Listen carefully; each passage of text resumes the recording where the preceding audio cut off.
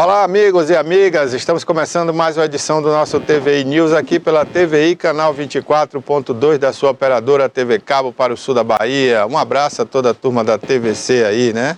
Também é TV Cabo, né? TVC. TV Cabo é essa marca que entrou aqui na região desde os anos 2000, né? E no início dos anos 2000 e se transformou na TVC, mas é a mesma TV Cabo. Um abraço também para você que nos acompanha pela Rede Mundial de Computadores, tviplay.com.br e também nosso aplicativo TVI Play Brasil, que está disponível na loja de Android. Você também que nos acompanha pelas redes sociais, um grande abraço. Olha, participe aqui com a gente. Eu tenho encontrado muitas pessoas nas ruas, né, motoristas de aplicativo, e eles sempre falam, rapaz, eu assisto o programa, eu estou assistindo o programa, né, vi aquele comentário, gostei. E a gente queria que você falasse isso aqui pelas redes sociais. Participe com a gente, que a gente vai divulgar aqui a sua mensagem, tá bom? Vamos compartilhar essa ideia, vamos espalhar a audiência da TVI por aí, tá bom? Hoje vai ter a sessão de abraço. Eu vou mandar um abraço aí para vocês que nos encontram, né? Fala que está assistindo sempre o programa. Muito obrigado pelo carinho da audiência. Nós estamos ao vivo agora no YouTube, na página TVI Oficial e também no Facebook, na página TVI Play Live. Anote aí, compartilhe pelo menos com 5 pessoas, espalhe essa ideia por aí e vamos fazer da TVI a grande audiência na internet também, tá certo?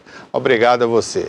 Olha, gente, programa de hoje nós vamos falar aqui com o nosso comentarista geopolítico, Roberto José, que está de volta esta semana, e tem muitos assuntos aqui para a gente comentar, dentre eles a questão política do Brasil. Vamos falar aí do presidente Lula, vamos falar do Congresso Nacional, das aprovações aí das MPs, inclusive ontem, né?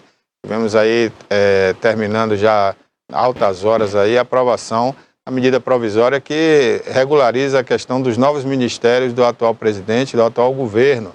E vamos falar também sobre outras situações, a guerra na Ucrânia. Vamos atualizar aí com o professor, né, o mestre Roberto José, para atualizar a questão da guerra na Ucrânia. Tivemos ataques ontem, né? De mísseis russos e também o anti-ataque dos antimísseis aí da Ucrânia, mas nessa guerra de mísseis sobrou aí para alguns moradores e uma família foi atingida, 2 mulheres morreram. A gente vai comentar esse assunto.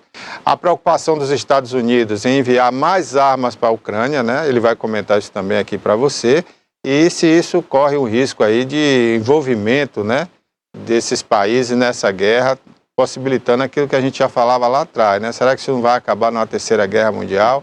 Então a gente vai comentar isso daqui a pouquinho também. Tem a Coreia do Sul, que lançou um satélite, mas foi mal sucedido, né? Os Estados Unidos também estão preocupados com essa reação aí da Coreia do Norte, lançando o satélite, né?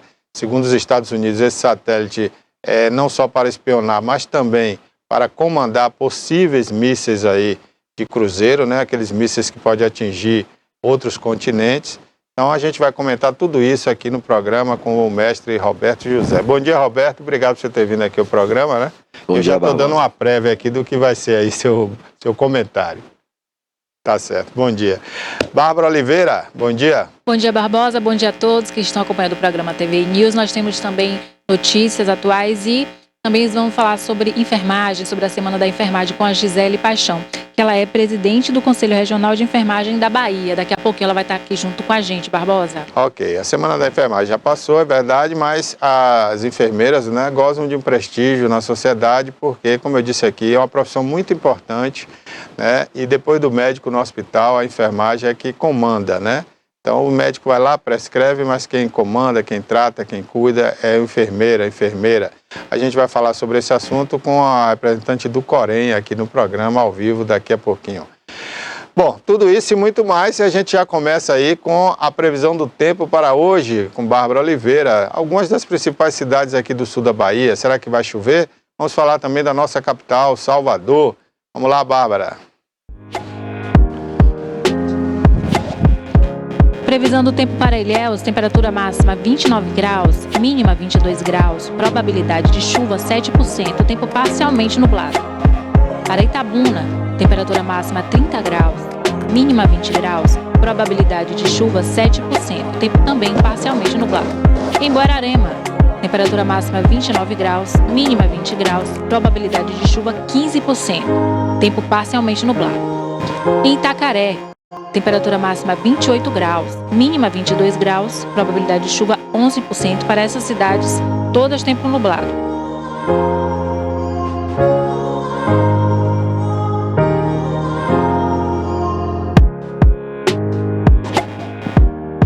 Para Itajuípe, temperatura máxima 30 graus, mínima 20 graus, probabilidade de chuva 7%, tempo parcialmente nublado. Ibicaraí, temperatura máxima 30 graus, mínima 20 graus, probabilidade de chuva 10%, o tempo encoberto. E em Canavieiras, a temperatura máxima 28 graus, mínima 21 graus, probabilidade de chuva 7%, o tempo parcialmente nublado.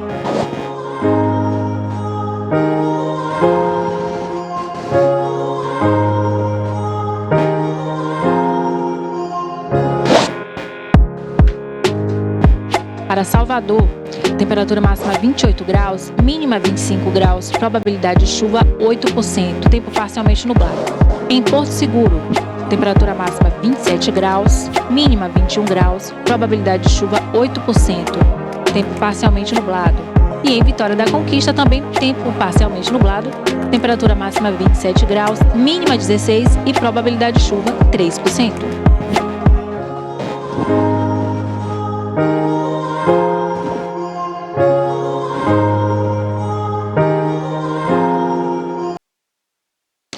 Ok, olha, Itabuna, né, não tem previsão de chuva, talvez, segunda-feira o tempo fique parcialmente nublado, nublado, né, mas nada de chuva aí por esses dias, então pode ficar tranquilo.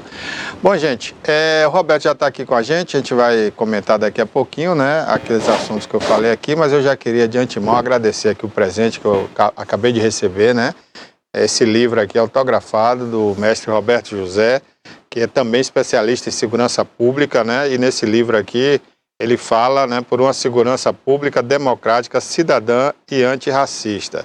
Esse livro aqui, gente, tem a participação de pessoas importantíssimas, né? Não só o mestre Roberto José, mas outros também, outras figuras importantes do Brasil que falam sobre segurança pública. E eu destaco aqui, dentre eles, né, porque são vários aqui, mas dentre eles, os mais conhecidos, assim, por você que vê na mídia aí todo dia, o atual vice-presidente da República, né, Geraldo Alckmin, ex-governador do estado de São Paulo. Tem também o Tasso Genro, né, que foi ministro da Justiça, Vladimir de Paula Brito, Yuri Silva, Valfrido Vardi, né, que é também conhecido, Daniel Cerqueira, dentre alguns aqui, porque Felipe são muitos, Freitas, né, que é atual secretário Felipe de Freitas, Justiça, né? e Direitos Humanos da Bahia. O próprio Roberto pode falar melhor do livro, né, que foi lançado inclusive em Salvador, no ex-auditório ali, no antigo auditório da ADAB, né? É isso, da EBDA, né? Que atualmente congrega ali o espaço do DHPP, né? DHPP, que auditório bacana. O lançamento aqui na Bahia, lá no prédio do DHPP, contou com a participação da nossa delegada-geral da Polícia Civil, a Heloísa Brito. O próprio Felipe Freitas também compareceu. O Coronel Coutinho, comandante geral da PMBA, ele não pôde ir, mas mandou um representante. O Marcel de Oliveira, que é o atual subsecretário de Segurança Pública do Estado da Bahia, foi para um público específico, né? Da Polícia Civil e Militar.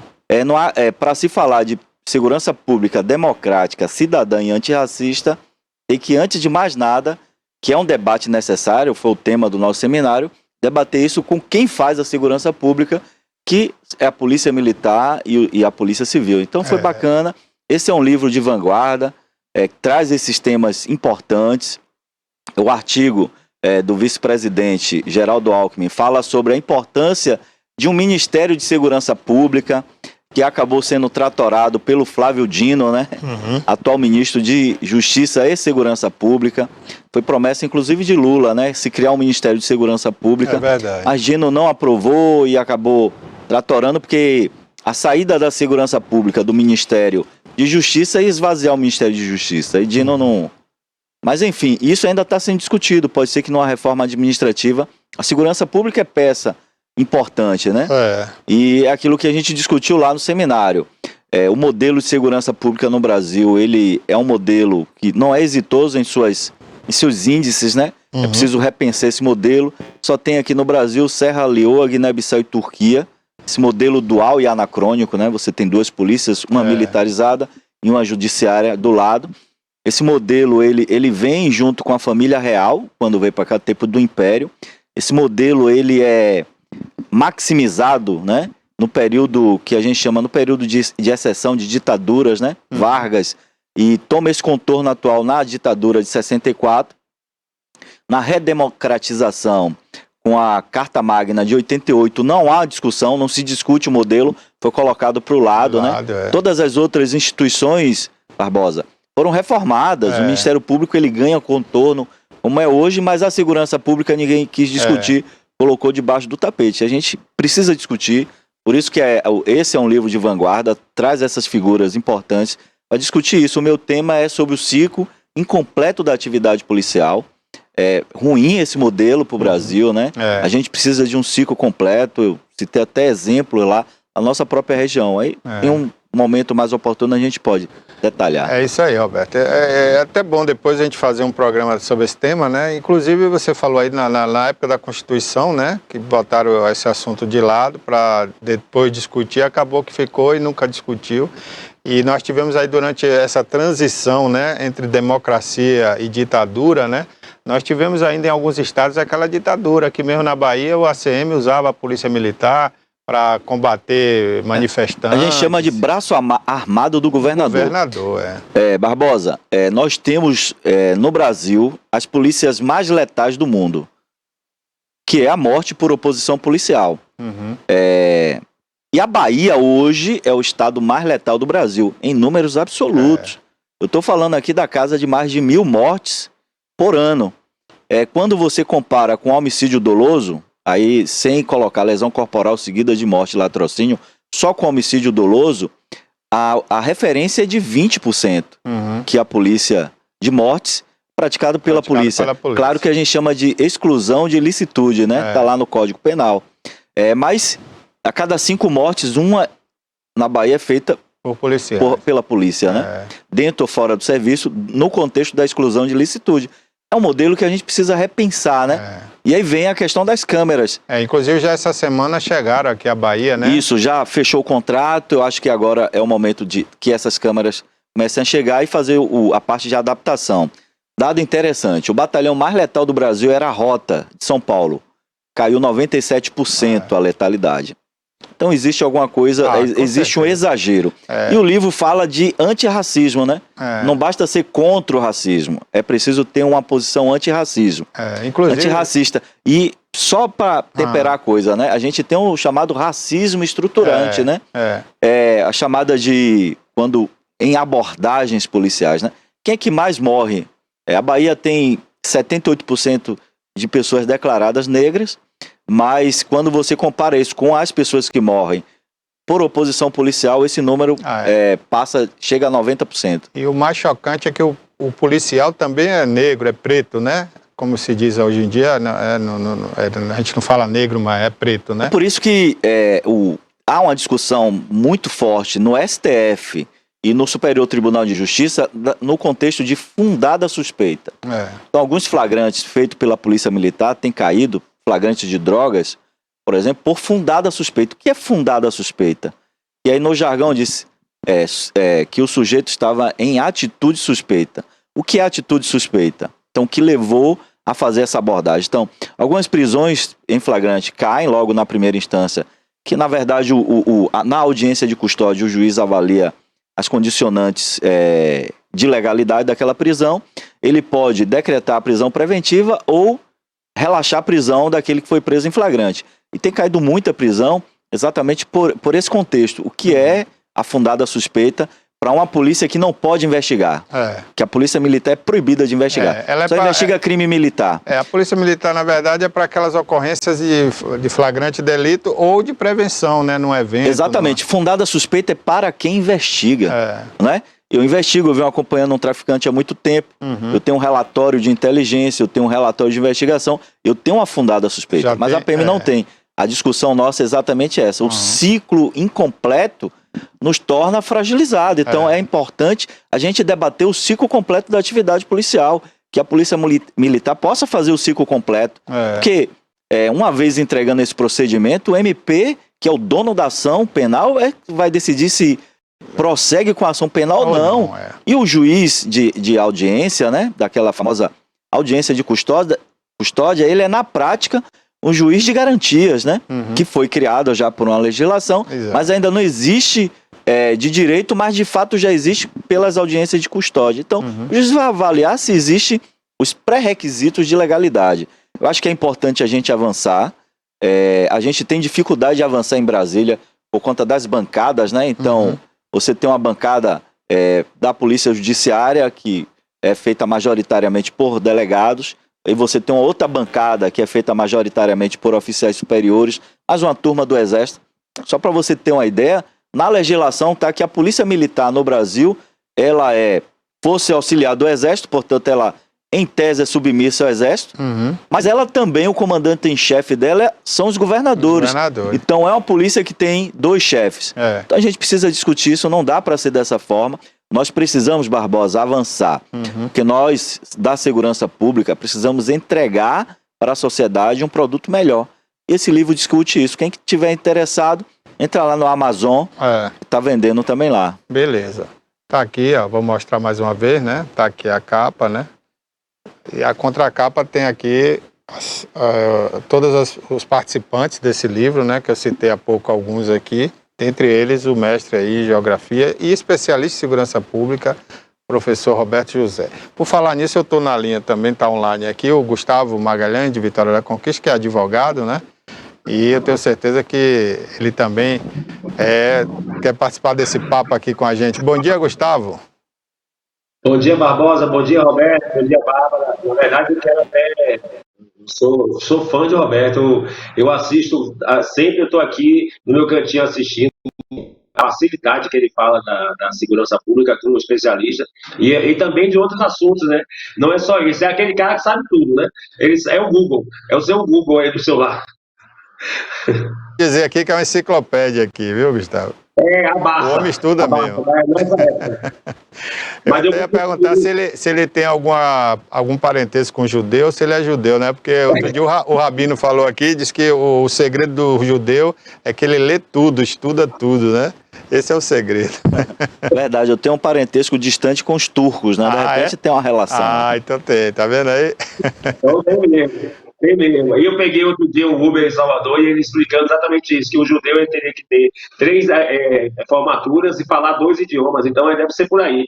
Agora, eu vou só colaborar com uma notícia triste, Barbosa, rápido aqui, porque eu sei que você tem, o Roberto, hoje é muito importante conversar, e a notícia é muito triste. Aqui vocês lembram de um crime que ocorreu há mais ou menos um ano, da morte da Sachira Camille, a moça de 19 anos na época, foi assassinada, feminicídio, foi assassinada pelo o réu confesso, o ex-namorado dela, numa cena, como diz as notícias na época, o Rafael, como diz na época, cenas de terror, cenas de filme, cenas macabras de terror. Rafael Souza Lima esfaqueou a Sachira por motivos tortos, motivos imbecis.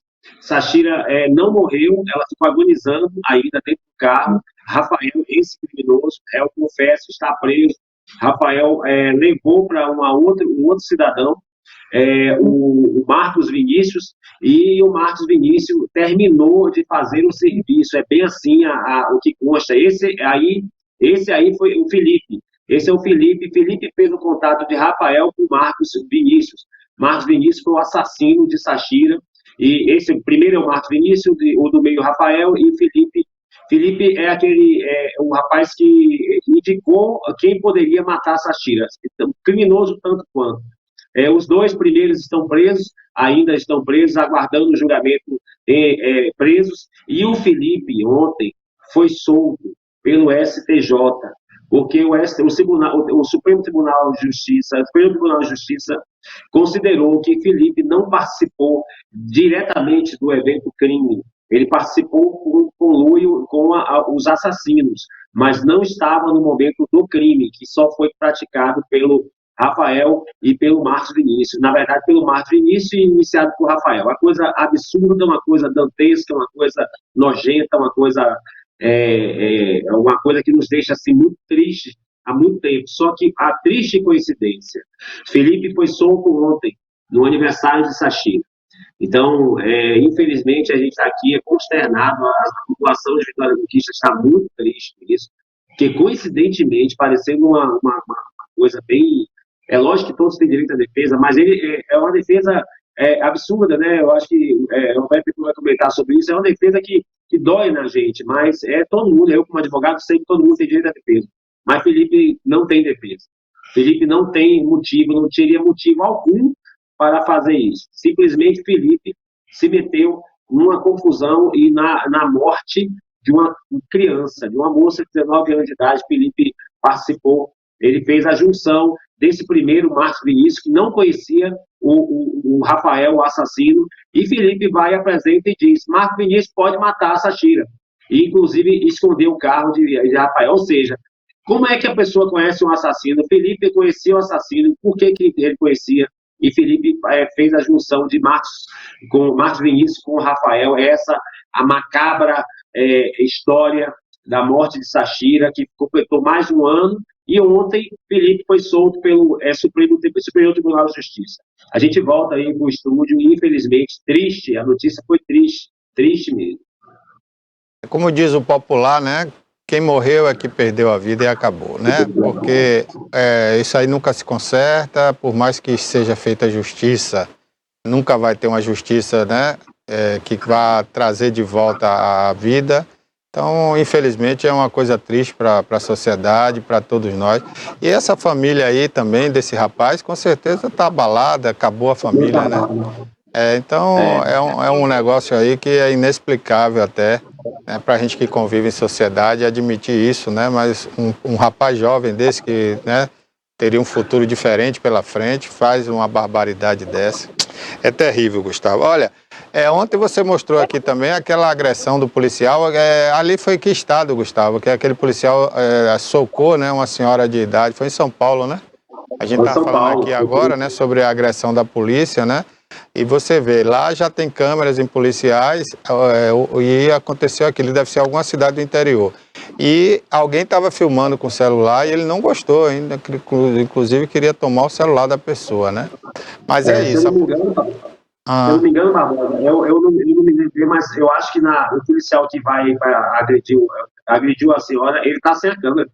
Se eu não me engano, isso até comentamos isso, ele parece estar sem a câmera aqui pendurado. Se é alguma cidade do interior de São Paulo, né? Porque a farda, inclusive, é diferente da capital, então não deve ser na capital. Ou é uma guarda municipal, não é PM, né? Eu acredito pela cor da farda, deve ser uma guarda de alguma cidade ali, né? Polícia Militar de São Paulo, a farda é padrão, né? Então deve ser a guarda municipal de alguma cidade. Aí você vê o cara despreparado, dá um soco numa senhora de talvez 80 anos ou mais, né? Um absurdo. Só para colaborar mais ainda, para colaborar com o assunto que eu sei que você vai voltar para falar sobre body cam aí, aqui em Vitória da Conquista já se estuda a possibilidade da Guarda Municipal usar o body cam. E, inclusive, Salvador já é obrigado já é obrigado em Salvador a usar os seguranças de shopping já estão obrigados a usar o body cam, e tinha 90 dias, mas os shopping já botaram, todos estão usando. A gente entra no shopping e já está usando lá. E aqui em Conquista está aumentando a possibilidade da Guarda Municipal usar. Também que prestam serviço a empresas de segurança, né, que tomam conta de lojas, comete cada absurdo terrível, né? No respeito a direitos humanos. Mas é isso mesmo. Obrigado aí, Gustavo. Um bom dia para você, né? E volta amanhã aí para a gente conversar aí. Falar de conquista. Valeu, amigo. Um abraço.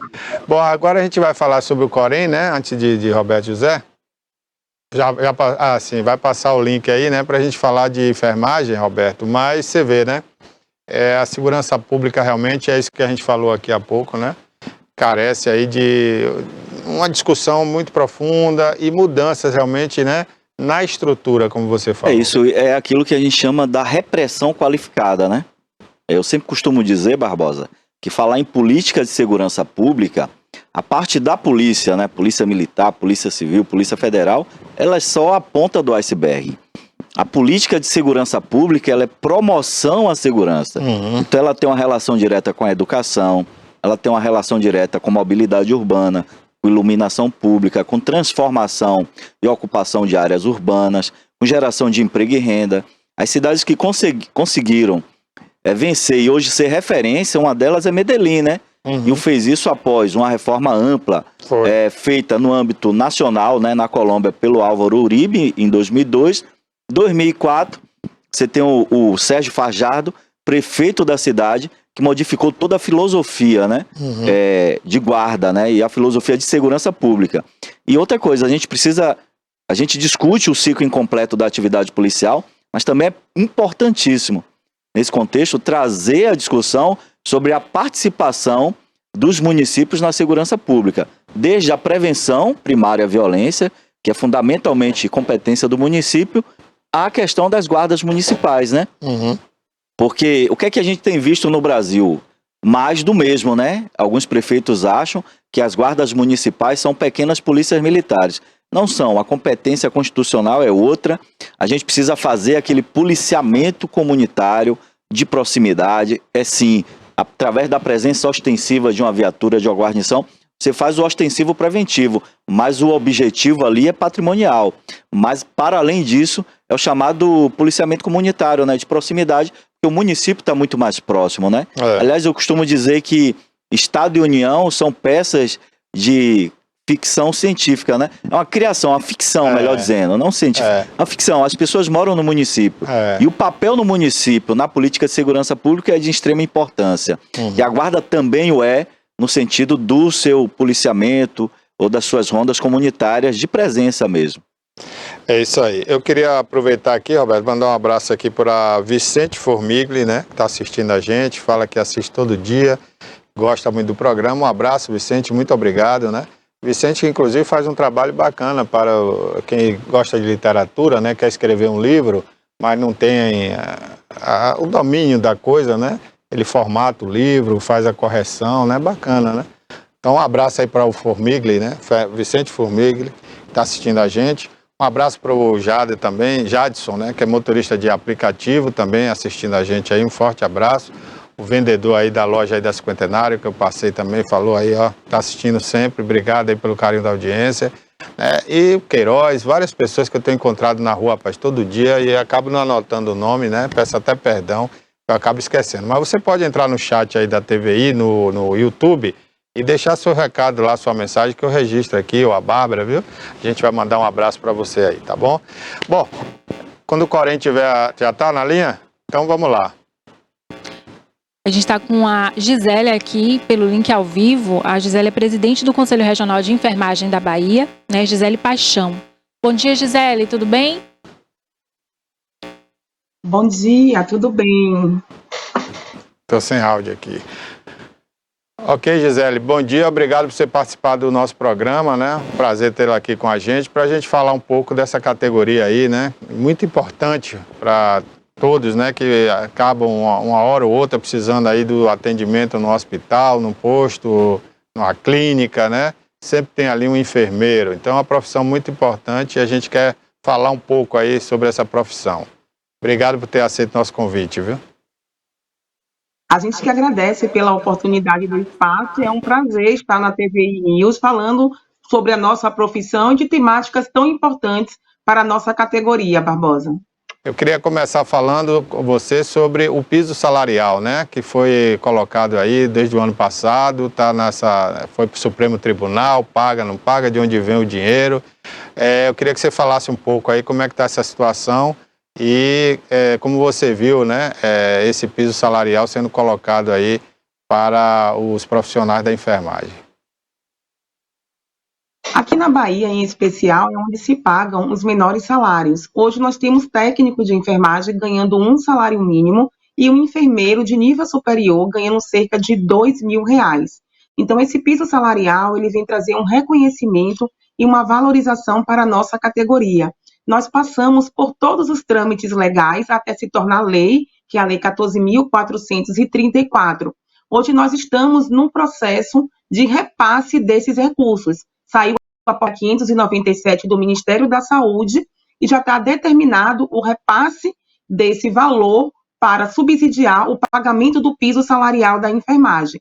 Como todos sabem, infelizmente, houve uma liminar do ministro Barroso, que foi suspensa agora nesse mês de maio, mas foi suspensa de forma parcial, porque ela traz algumas ressalvas em relação à implantação desse repasse. Então, as instituições públicas, filantrópicas e aquelas que atendem pelo menos 60% pelo SUS, terá o repasse da União. Se esse valor ele não for suficiente para subsidiar esse pagamento, o município ou o Estado ele não é obrigado a complementar.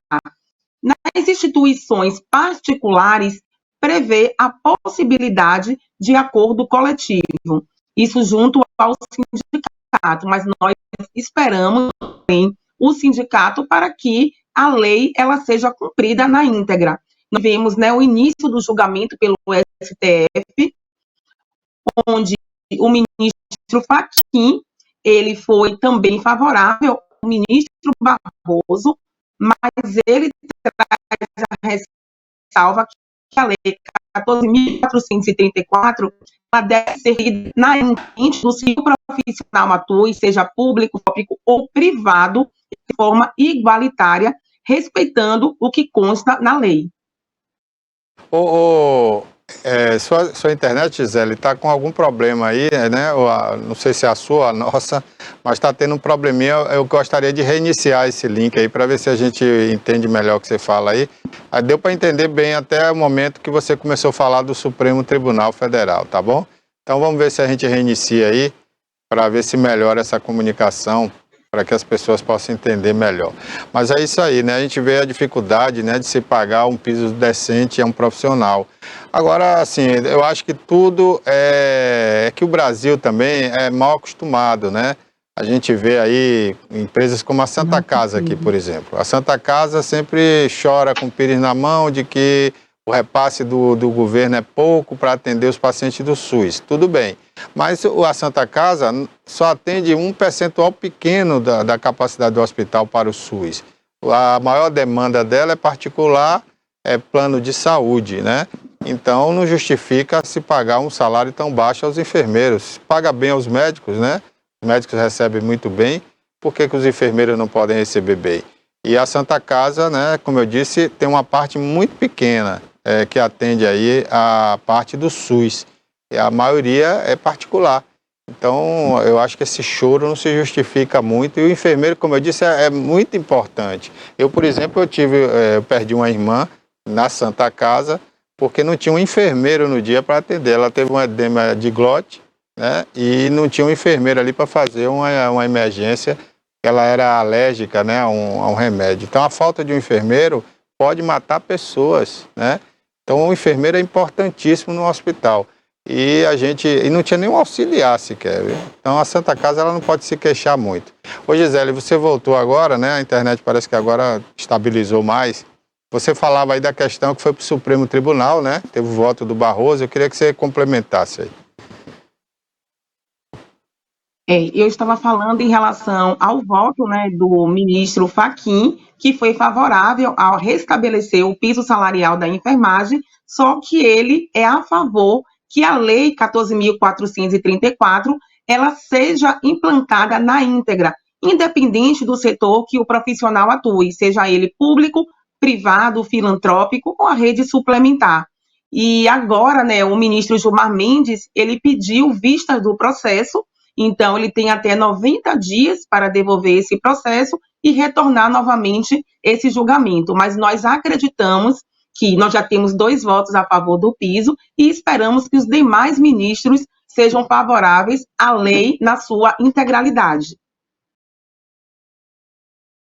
Aqui, né, estava comentando aqui sobre a importância, né, do enfermeiro. Vocês do Corém, vocês fiscalizam só os enfermeiros ou auxiliares de enfermagem, aqueles técnicos também?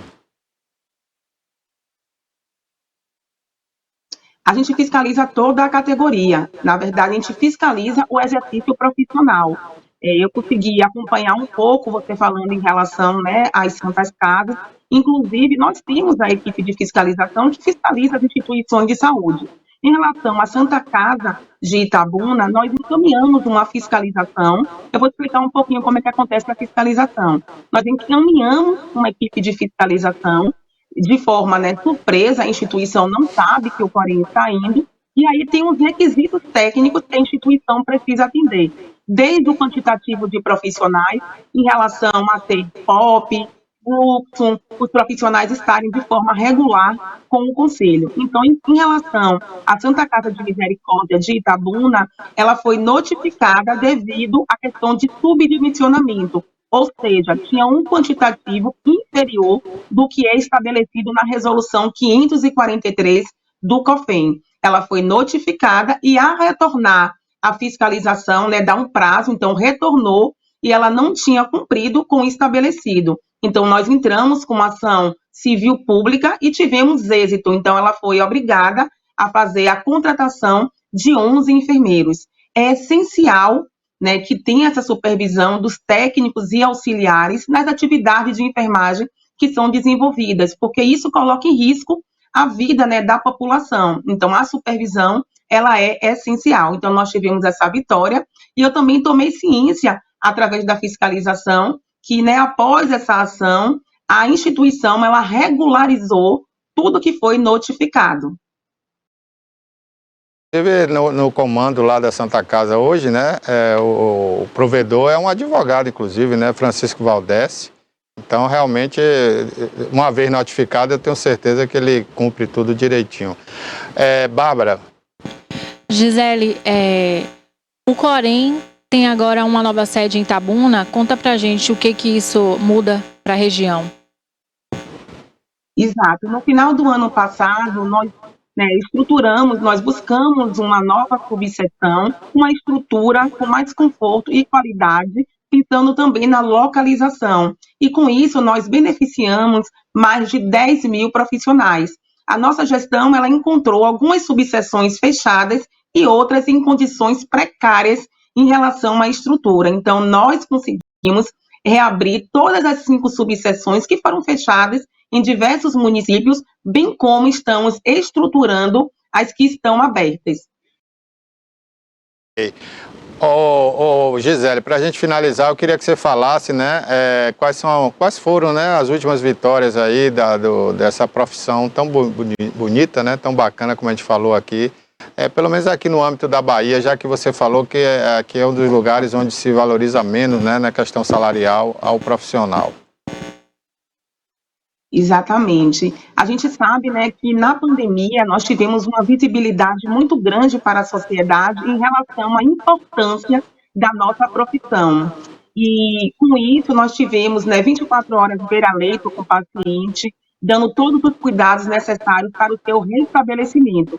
Foi a enfermagem também que vacinou e tirou a sociedade dessa grave crise sanitária. Então, eu costumo dizer que nós não somos heróis, nós não usamos capas, e mais do que palmas, nós queremos reconhecimento. E esse reconhecimento perpassa por um piso salarial digno que é justo. Então, nós tivemos uma vitória, que eu considero que é uma vitória parcial, devido ao restabelecimento do piso salarial da enfermagem, mas temos também muitas lutas pela frente até a implantação nos contra-cheques. E dizer que o Corém está apoiando os sindicatos e estamos na luta, não iremos descansar até que o piso se materialize no contra-cheque dos nossos profissionais. Em relação ao Corém Bahia, nós buscamos estar cada vez mais perto e presente dos profissionais, acolhendo e reconhecendo, valorizando a sua profissão, verificando também quais são as necessidades para que a gente possa cada vez mais oferecer uma assistência segura e efetiva para a sociedade. Estamos intensificando a fiscalização para evitar essa questão de subdimensionamento, evitando sobrecarga para os profissionais de enfermagem, bem como mais segurança para os profissionais. Então, eu quero aproveitar a oportunidade aqui do espaço de convidar aos profissionais de enfermagem a seguir o Corém Bahia através do @corém.ba e acompanhar todo o nosso trabalho. Nós temos diversos projetos, como o Corém Vai Até Você, o Capacita Corém, e são ações como essa que visa beneficiar os profissionais, o primeiro emprego. Então, são algumas vitórias que a nossa categoria tem alcançado e muitas outras com certeza virão. Obrigado pela sua participação, viu? Um abraço ao Gabriel aí, seu assessor. E nós estaremos sempre à disposição aqui do Corém, né? Em defesa dessa categoria que a gente julga ser muito importante para a saúde. A gente que agradece pela oportunidade do espaço, quero aproveitar para deixar, né, a minha satisfação, a minha gratidão pelos profissionais. Já estive na cidade de Itabuna, fui muito bem acolhida. Nós temos representantes aí do Corém Bahia, que é a conselheira Gabriela, o conselheiro Jefferson, a conselheira Juliana, e profissionais, servidores que fazem realmente o trabalho acontecer com qualidade. Venha à cidade, faça uma visita aqui à TVI. Será um prazer conhecê-lo pessoalmente. Ok, um abraço. Conversamos então com a Gisela Paixão. Muito bom e bom trabalho. Obrigado. A Gisela Paixão, que é a representante do Corém Bahia, né? A diretora do Corém Bahia. Bom, vamos conversar aqui com o mestre, né, Roberto José. O Valnei está até pedindo um espaço aí, também direto de Salvador, né? Tá bom, daqui a pouquinho ele vai participar, está tendo um evento com o governador do estado, né, com os indígenas da Bahia, a gente vai falar sobre isso daqui a pouquinho, que os indígenas estão chateados, né, aborrecidos com a questão do marco temporal. Só que tem um detalhe, né? Roberto vai explicar isso aí para vocês, mas eu tenho certeza que lá adiante vai ter uma mudança. Primeiro que não é constitucional essa medida, né? Só uma PL, né? Um projeto de lei. E que não pode alterar uma Constituição, né? Não altera. A Constituição tem coisas inalteráveis, né? Por exemplo, que a gente chama de cláusulas pétreas, né? E se ela alterar, se ela intentar contra essa cláusula pétrea, ela pode ser declarada uma lei inconstitucional. E aí entra o guardião da Constituição, que é o Supremo. Aí tem muita gente que faz bico pro Supremo, mas o Supremo é o guardião. Não, o Supremo se o Legislativo, isso, como a gente diz lá na quebrada, né? Se o Legislativo faz merda, ele tem que consertar o Supremo. Então, se você faz uma lei que intenta contra garantias constitucionais, dentre elas garantias de cláusula pétrea, aí é uma lei flagrantemente constitucional. O Supremo regula e modula os efeitos. Ele pode ser ex nunc ou ex tunc, né? Ali foi o resultado. Bacana, Aí é o resultado da votação de ontem, né? Dessa PL, né? Certo. Veja que a nossa bancada aqui na Bahia votou favoravelmente, né? Favorável à PL. Esse projeto de lei, o Sim ganhou aí de 183 283. votos. 283 favoráveis, o não 155. Então, o não ali são votos majoritariamente 100% do PT, PSOL, mais dos partidos de esquerda. Eu quero até que passe a próxima figura, que aí vem falando bem especificamente sobre o que é que muda, né? Primeiro é o seguinte, marco temporal. Significa... Coloca aí, Rafa. Significa, pronto, são os pontos do projeto. O texto cria esse marco temporal, que é o seguinte, onde estavam os indígenas até a Constituição de 88. Você tem, por exemplo, uma roça aqui, uma fazenda vamos citar aqui... Vamos botar em Una. Em Una. Tem ali, por exemplo, na área ali de Olivença, se ali não tinha índios, até 88. Esse marco temporal... Mas como é que prova isso? Mas aí tem laudo antropológico, tem depoimentos, então assim, cria um marco.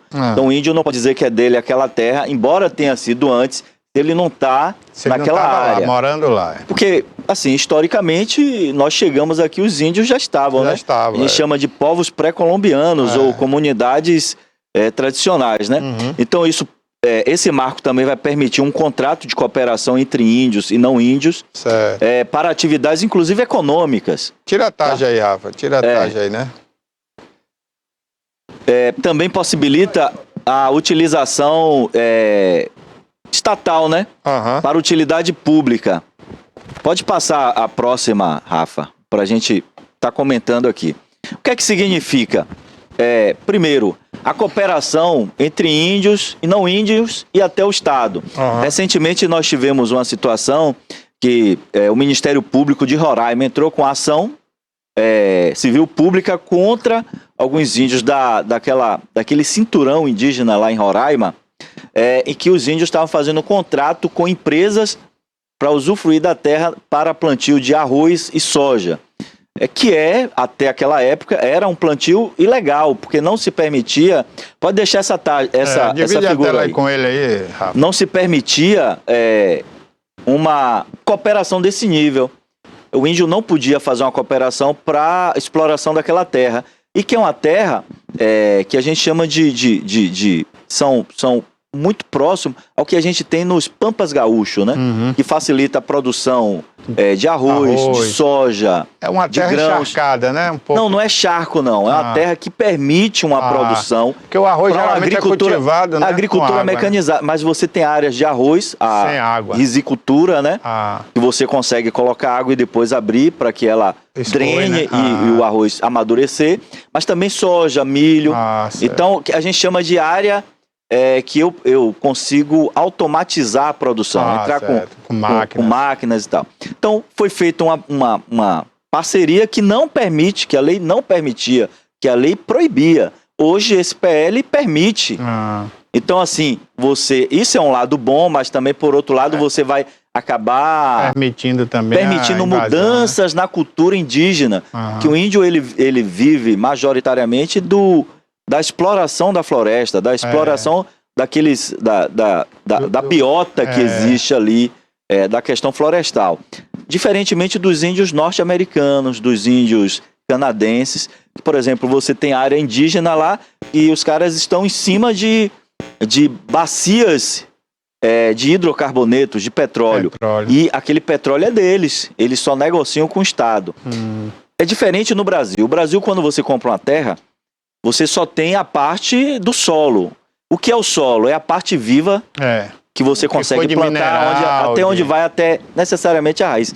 O subsolo, é óbvio que tem plantação que vai um pouco mais abaixo, depende do tipo de cultura. Mas para que a pessoa que está em casa entenda. É a parte viva, que tem bactérias, que tem minhocas, sabe? Então, a gente chama de pedos. Daí o nome pedologia. Você consegue separar uma parte e pesquisar. No metro? Depende do solo. Eu tenho aqui, por exemplo, solo de áreas florestadas, né? Aí a gente aqui no sul da Bahia é o predomínio de latossolo. São aqueles solos profundos, de 2, 3 metros. Mas aqui também você tem outro tipo de solo, né? Neossolo, litossolo, enfim. Mas na Amazônia, você tem um predomínio de latossolo. São solos velhos, profundos, né? Quem mantém aquele solo é a dinâmica da floresta, né? A floresta, ela produz matéria orgânica e ela mesma consome, porque o solo é muito velho. Mas aí, esse nível de cooperação vai permitir isso, que o índio faça cooperação com empresas para a exploração daquela mata dentro do que dos limites da legislação que já existe ambiental. Ok? Então, a legislação aí vai abrir também a possibilidade de você fazer exploração ambiental, exploração econômica nessas áreas indígenas. Mas por que os índios não querem, então, essa mudança aí para esse marco temporal? Primeiro não quer porque esse marco temporal não permite novas áreas, né? Por exemplo, o índio, você tem uma fazenda aqui em Pau-Brasil, que é uma área indígena, e que notadamente nunca foi ocupada por índio, e de repente o índio antes podia dizer, não, essa é uma terra indígena, ele entra com o processo e ocupa. Chegaram a ocupar umas fazendas. Isso, em Pau-Brasil, Itaju do Colônia, Buerarema, Itaju do Colônia, bem flagrante isso, né? Uma parte da cidade, da área construída é flagrantemente indígena. Então, com essa PL, essa proposta de lei, que vai agora para a Casa Revisora, que é o Senado, acaba com isso. Passa a existir um marco temporal. Aí esse marco temporal decreta que tem que ser até a Constituição de 88, o que era ocupado se ele estivesse ocupando lá. O que ele estava ocupando até 88. De lá para cá, não mais. Então, aí nesse caso, teria esses índios, por exemplo, que ocuparam fazendas aqui. Vamos dar um exemplo aqui, né? Pau-Brasil, esses lugares. Mas permita uma coisa. Teria que sair? Negativo. Aí vamos lá para o direito. A irretroatividade da lei. Não pode. Né? Não pode. A lei passa a vigorar agora. A partir de agora, né? Então, nesse caso aí, mas é claro que, como você falou aqui no início, essa lei pode ser alvo de discussão lá no Supremo. Tudo isso que a gente está falando aqui pode cair por terra. Mas uma das coisas que passa a próxima lâmina aí, né?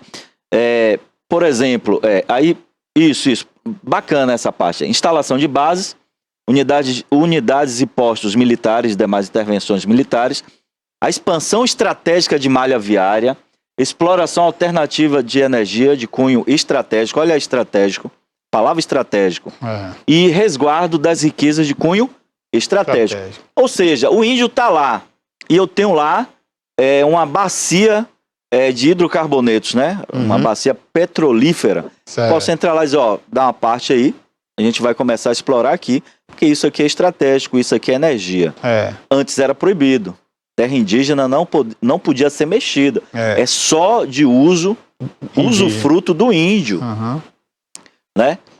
Então não podia... Claro que em caso, havendo uma exploração, os royalties, né? Iriam para os índios. Irão, né? Porque agora... Agora vai, né? Tá na lei, né? A lei foi aprovada. Vai antes agora não para casa. Antes não. Pertencia à União. União. Então, assim, eu preciso passar uma ferrovia. Isso é estratégico para o Estado. Tem a terra aqui, eu posso dividir a terra ao meio, independentemente do índio querer ou não. É chamado de... É o querer... É o princípio do rei, né? O Estado quer, ele vai passar. Então, isso antes antes era proibido, você tinha que ter toda uma negociação. Inclusive, o governo Bolsonaro tentou botar a linha elétrica para o Pará, né? Se não me engano, para a região. E aí, quando passa por terras indígenas, tem todo um contexto. Hoje, já existe uma permissão legal. Porque qual é a diferença da iniciativa pública para o Estado? O Estado só pode fazer o que tem previsão legal. A iniciativa privada, você é proibido de fazer o que a lei diz que é proibido. O que ela não proíbe, você pode fazer ou não. Mas o Estado, nas 3 esferas, União, Estado e Município, só pode fazer o que tem previsão legal. Previsão legal. Agora, qual é a chance, Roberto, dessa aprovação no Congresso, né, com os deputados federais, passarem pelo Senado e também sem sofrer veto do governo federal? Olha, a chance, primeiro, qual é a leitura? Passou muito fácil, vocês viram a primeira lâmina, com a margem... É uma margem muito confortável. E o que acontece? As bancadas, por exemplo, dos partidos de centro, direita e da direita ao extremo, votaram 100%. Aqueles 155 votos contra foram votos do PT e do PSOL, majoritariamente, dos partidos de esquerda. O restante todo votou favoravelmente. A perspectiva é que no Senado também ele passe muito fácil. Agora é óbvio, se o presidente vetar alguma coisa, o veto pode ser derrubado. Porque quem derruba veto do Executivo é o Legislativo. E aí seria uma anacronia o presidente vetar algo que pode ser derrubado. Então, para os indígenas e os defensores da causa, há uma possibilidade de uma declaração de inconstitucionalidade. Vai se ver como se vai construir essa inconstitucionalidade. Estão dizendo isso, né? Estão dizendo que é inconstitucional. Quem está dizendo isso são deputados do PT, né?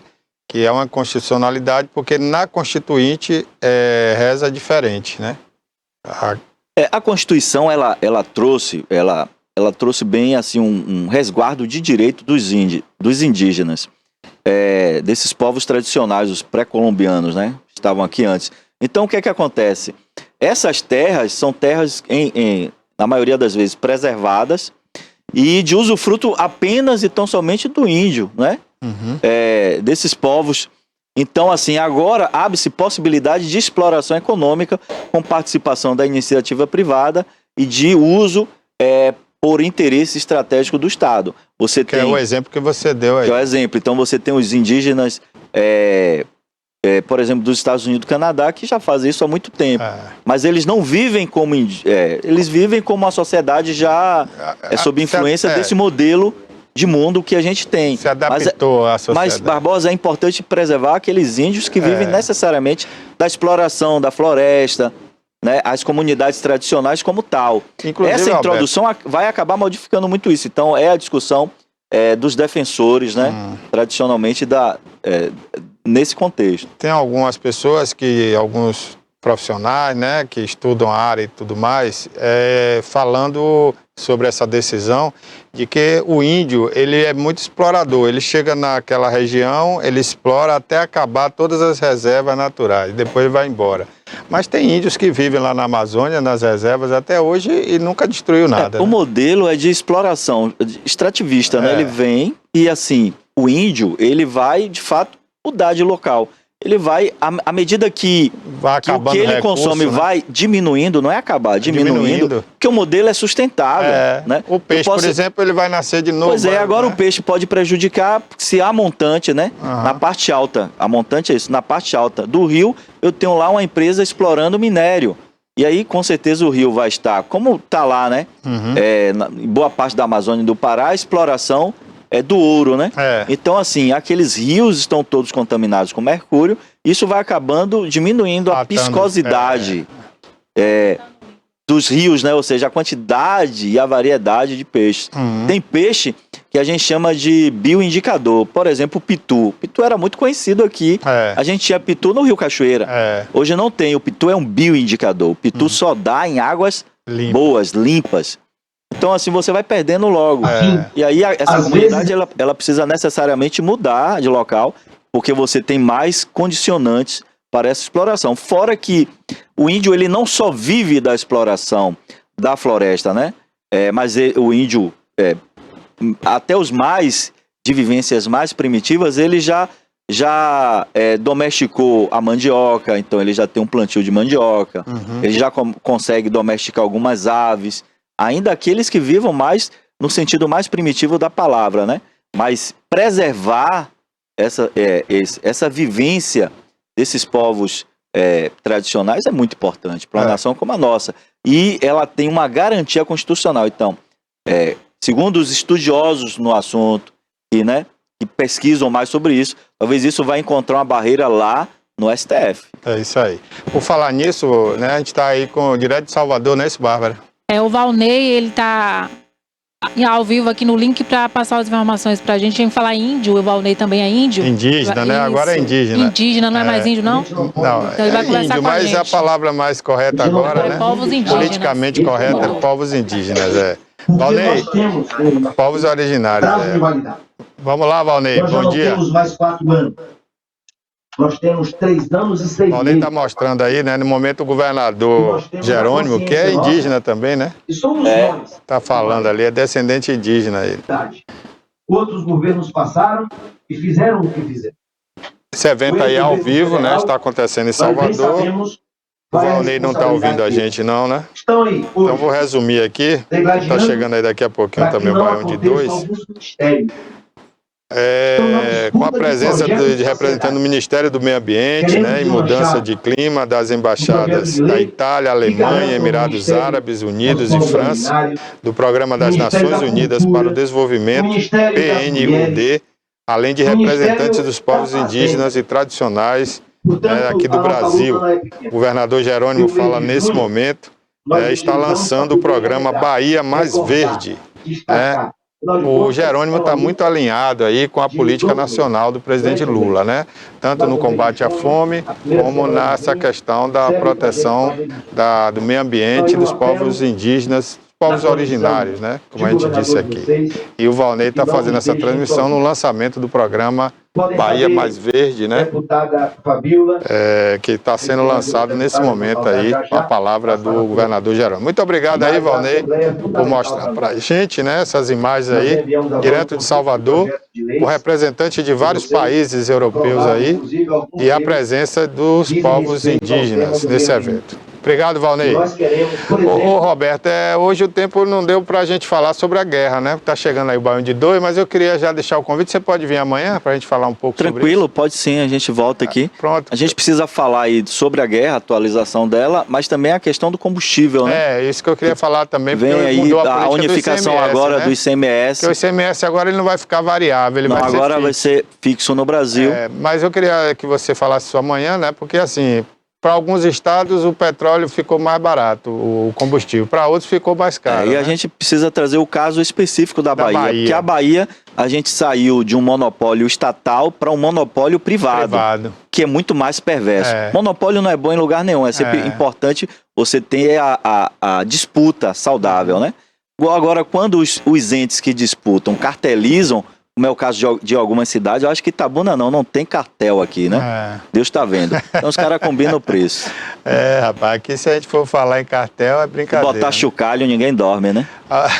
Ô Roberto, inclusive eu queria também que você abordasse amanhã, porque eu tô sabendo aí, eu não sei se é oficial, que há a possibilidade de uma nova refinaria na Bahia. Então eu queria saber se isso é verdade. Pronto. E se vai ser explorado pelo primeira governo. Não é primeira mão porque já foi publicada. Vai ser aqui em Ilhéus. Em Ilhéus. Mas vai ser explorado pela Petrobras ou por essa Iniciativa privada. Iniciativa privada. Porque se a gente cair na mão desse aí, né, pode ter 10 refinarias. Mas aí, se são de figuras diferentes, só não pode cartelizar. Mas aí o Estado tem os mecanismos de ajustar isso. Então a perspectiva é que seja aqui no sul da Bahia para utilizar a estrutura da ferrovia e do Porto Sul. Então é um investimento de quase 6 bilhões de reais. Pronto, então a gente vai falar disso, que é notícia boa para a nossa região, né, Roberto? Obrigado a você, Roberto. Então por hoje, amanhã a gente bate esse papo, então, tá certo? Tranquilo, amanhã estaremos de volta. Ok. Bárbara. Vamos com as cotações, né, Rafa? Vamos lá. O arroba do cacau em Itabuna, R$ 217,00. Ilhéus, R$ 218,00. Bolsa de Nova York, R$ 239,30. Camacan, R$ 218,00. Eunápolis, R$ 210,00.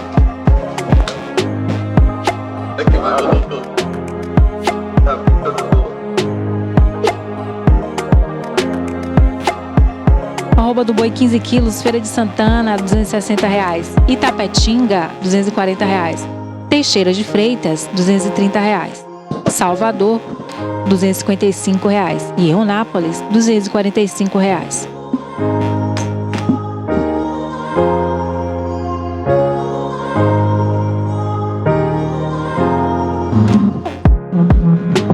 Café Arábica, saca 60 quilos, Barreiras, R$ 1.231,00. Vitória da Conquista, R$ 970,00.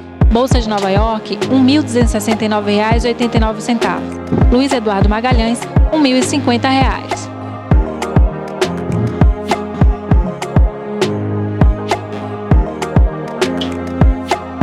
Café Conilon, saca 60 quilos, em Eunápolis, R$ 655,00. Em Itamaraju, R$ 655,00.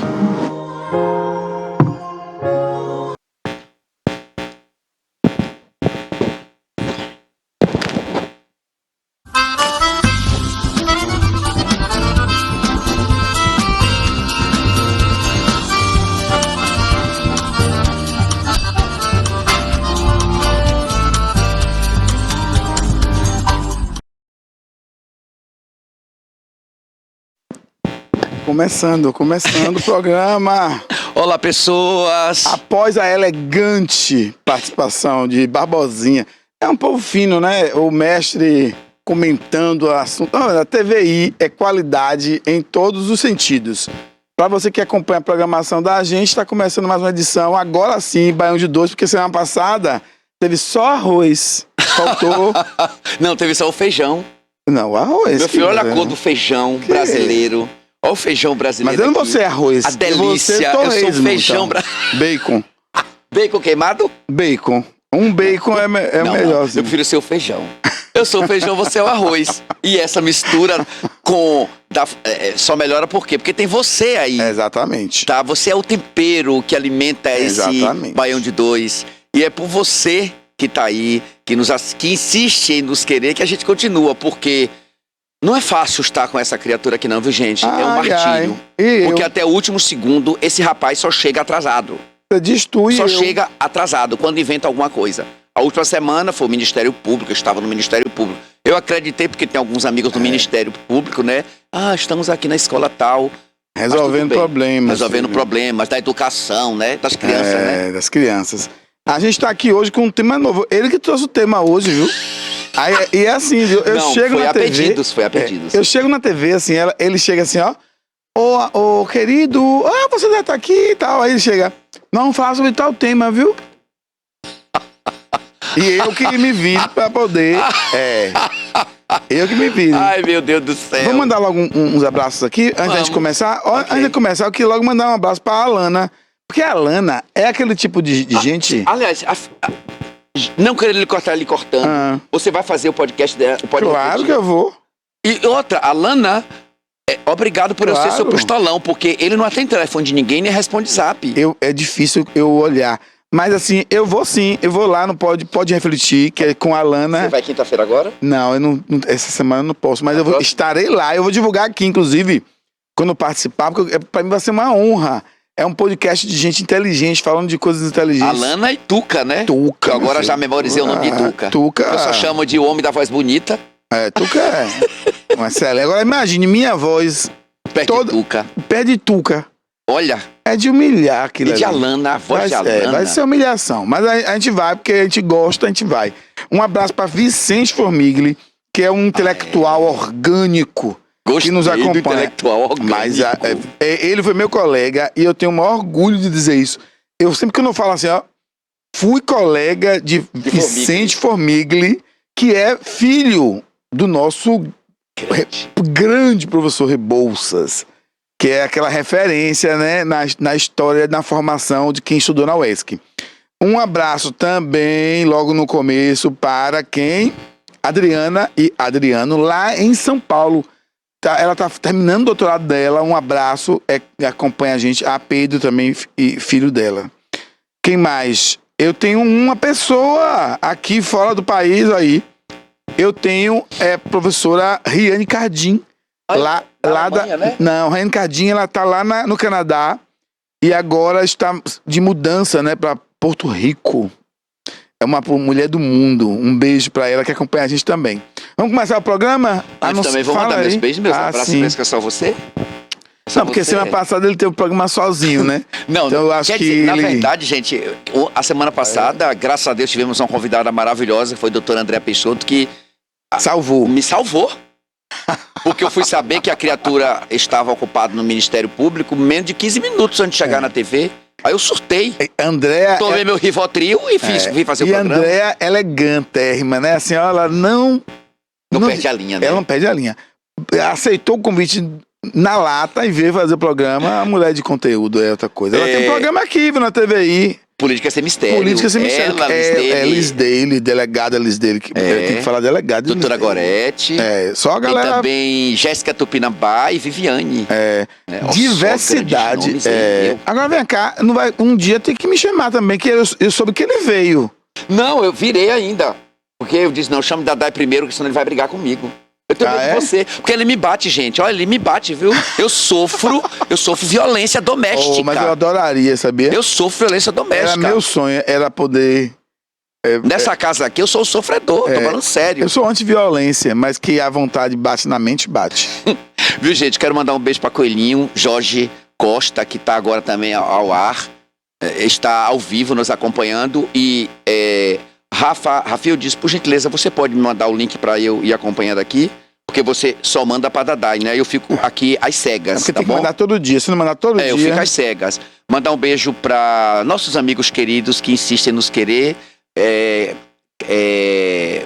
Mac Basteres, Jerry Corrêa, que mora lá em Boston e assiste ao nosso programa. Galdino, que está em Salvador. A galera da Mangabinha. Os nossos amigos da Mangabinha, não é a galera da Mangabinha, os amigos da Mangabinha. Né? Os amigos do bairro Lomanto, os amigos do bairro Jardim Vitória, os amigos de todos os bairros da cidade de Itabuna, tá bom? E vamos discutir o quê? Deixa eu só falar uma coisa. Mande o link pra mim, Rafael. Porque é o mesmo link mesmo, se você abrir aí. No seu celular. Olha aí. Para. Deixa eu baixar o volume. Ai, meu Deus do céu. Gente, porque... Ai, meu Deus, aí fala, é etarismo, não é etarismo. É porque a galera mesmo aí... Tira do ar. Já coisei. Só pra mandar aqui um abraço, que Formigli tá aqui com a gente. Claro que eu lembro, você é uma referência, Formigli, na minha formação, inclusive. Natália Cruz. Natália Cruz. E Jorge Costa, né? Joyce, né? Não, Jorge. Não. Jorge Costa. Jorge. É o nosso coelhinho. Tá, que bom dia, forte abraço. Agita esse...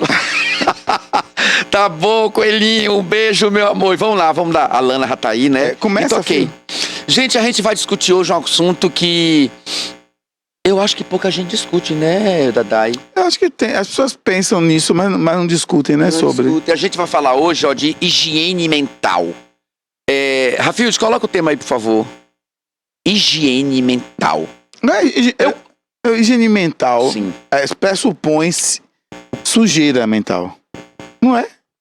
Pressupõe. Eu só faço higiene naquilo que tá sujo. Que tá sujo. E o que é estar sujo mentalmente? Eu fiquei pensando, né? Por exemplo, assim, eu fui pra praia fazer higiene mental. Não tem esse negócio meio senso comum. Espairecer. Eu tive na fazenda, Maria, aquela paisagem, aquela verde ali, faz uma higiene mental. Então, partindo desse pressuposto, sujeira mental seria espaços urbanos, né? Ou não sei se o cotidiano é o que suja. Porque se sair do cotidiano, do comum, do coloquial, é necessariamente higienizar a mente, então o que nos suja é a rotina, né? Seria isso, a rotina suja a nossa mente, polui a nossa mente. E aí a gente higieniza com esses momentos. E o que é que polui? E o que é que polui a mente? E o que é que nos faz adoecer pela sujeira, pelos ácaros? Eu tô falando ácaros mentais.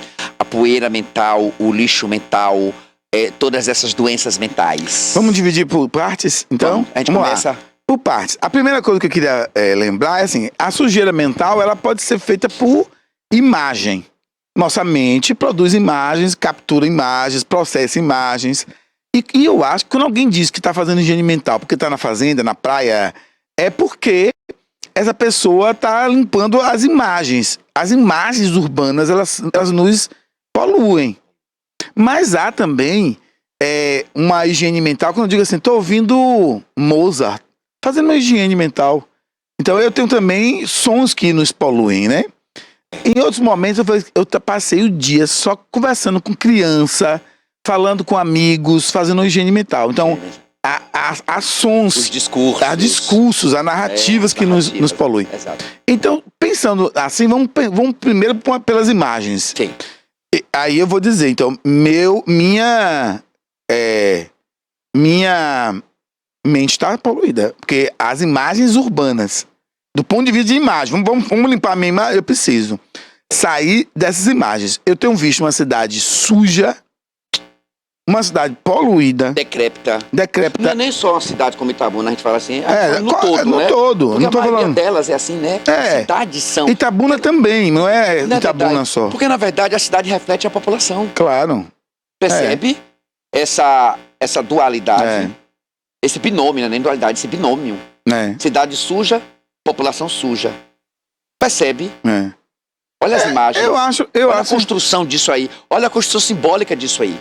Não, e tem horas que eu tava saindo ali, a cidade, aqui em Itabuna, tá passando por um momento assim de asfaltamento, né? Colocando uma camada de asfalto na cidade, em alguns pontos. Aí você sai do centro, eu saí ali na AFI, pra quem conhece aqui Itabuna, sai da AFI, e aí passou na frente de uma loja, um clube, né, de filantropia aqui. Logo depois é buraqueira, mas é buraqueira que você não consegue andar. Então assim, isso polui. Porque na minha cabeça, o que está sendo feito aqui em Itabuna, no centro da cidade, é belíssimo. Mas está faltando pensar nesses locais. Em frente de uma escola, o Sionf ali, você não consegue transitar, porque é lama, buraco, isso polui minha cabeça. Não estou fazendo uma crítica a esse ou aquele governo, pelo amor de Deus, viu? Estou falando de um fato. Eu não estou dando opinião, um fato. Você vai ali, aquilo polui. Porque polui as imagens que me poluem, elas transitam nesse campo do desleixo, da negligência. Tem outras imagens que me poluem, Por exemplo, eu acho que a gente está vivendo uma poluição visual enorme em algumas áreas, por exemplo, na publicidade. Olha aí a Lana e, né, Ricardo, que é um cara que eu gosto muito também lá da UESC, da comunicação. Essa galera que trabalha com comunicação, né? O próprio Tuca e tal. A gente tá tendo uma poluição visual enorme. Um dia desses eu tô aqui na cidade, tô vendo uns outdoors de umas empresas de acompanhante. Você já viu? Acompanhante sexual ou acompanhante de idoso? Eu não sei. Eu acho que é sexual, eu acho. Porque assim, tem gente que vai pra Itabuna procurar. É um sloganzinho assim. mas encontra prazer, coisa assim. E aí eu falei, o que é aquilo? É propaganda de motel ou propaganda... Não, de motel tem uns aí que eu... Não teve um aí, uma propaganda de motel, que mostrava um cara e uma mulher com a nádega da mulher, assim, um chicote, assim. Quer dizer... Eu não sei, eu acho que eu perdi o tempo, eu acho que eu entrei num bonde e o bonde quebrou o bonde da história. E eu fiquei lá no passado, porque eu não consigo entender. Eu acho que há uma poluição visual, assim, de estereotipar pessoas, estereotipar com ideias. Essas imagens de outdoor têm feito isso comigo. Essa semana não, anteontem, eu até postei lá no nosso Instagram. Teve essa história, então reverberou no Brasil. Saiu inclusive no Jornal Nacional, um dos maiores jornais do Brasil. Daquela influência mãe e filha que postou, dando um presente a uma criança e colocou a banana. Uma criança, um menino preto, deu uma banana como presente e na outra deu um macaco como presente à menininha. Isso aí tá... Eu não vi isso, não. Meu filho, tá uma revolução isso aí. Uma imagem assim que chocou. Sabe? Assim, não é nem racismo subreptícia velado. É racismo, é agressão direta a duas crianças. Mas o Ministério Público já entrou em ação, mais uma vez. Pra poder... Você precisa ver esse vídeo rolando. Não vi, não. Você precisa... Essas influências têm só 17 milhões de seguidores. Mas olha aí, Olha esse tipo de higiene mental, por exemplo, de dizer, eu não quero mais ver celular. Inclusive... Eu não quero mais ver notícia, por exemplo. A gente não fez isso, você fez isso uma época. Não, escute, eu tô há 4 meses sem notícias. Não quero. Como fomos trabalhar em Ilhéus essa semana, eu e André trabalhamos em Ilhéus anteontem e ontem. E na casa dela lá, quer dizer, eu não vou dizer, não bote notícia, não ligue televisão. Pela casa dos outros. Né? Aí ligou o jornal. Meu filho, eu surtei porque sempre são as mesmas coisas, sempre são as mesmas desgraças, os mesmos problemas, as mesmas corrupções, é a mesma pauta de destruição, é sempre. Você não vê notícia boa, aí eu saí irritado, aí ela, não, se acalme, porque você tem que se acostumar. Não vou me acostumar com isso. Mas você tava medicado? Não brinque não, porque mas sério. não, porque ele fica nervoso com tudo. Não é verdade. Não é sim. Não é verdade. Rafael está lá em cima. Não é verdade. Rafael está lá em cima. Não que eu estaria louco ou doente. Não é verdade que eu tô falando sério, nego. Agora não é pra brincadeira, eu tô falando sério. Tô falando sério. Eu tô falando sério. Olha, você vai ficando nervoso. O quê? Você é a pessoa... Olha aí, ele faz higiene mental? Faz. Se você ligar pra casa dele, aí você ligar pra casa dele, Jailton, você tá onde? Aí tá lá um incenso aceso. Não é mentira minha. Mas é verdade. Ele meditando e tal. Aí você vai. E aí, já tudo bom? Se passar uma moto na rua, tocando assim, ó. Ai, eu viro um genocida. Aquela moto que passa fazendo segurança à noite. Segurança no inferno. Que segurança?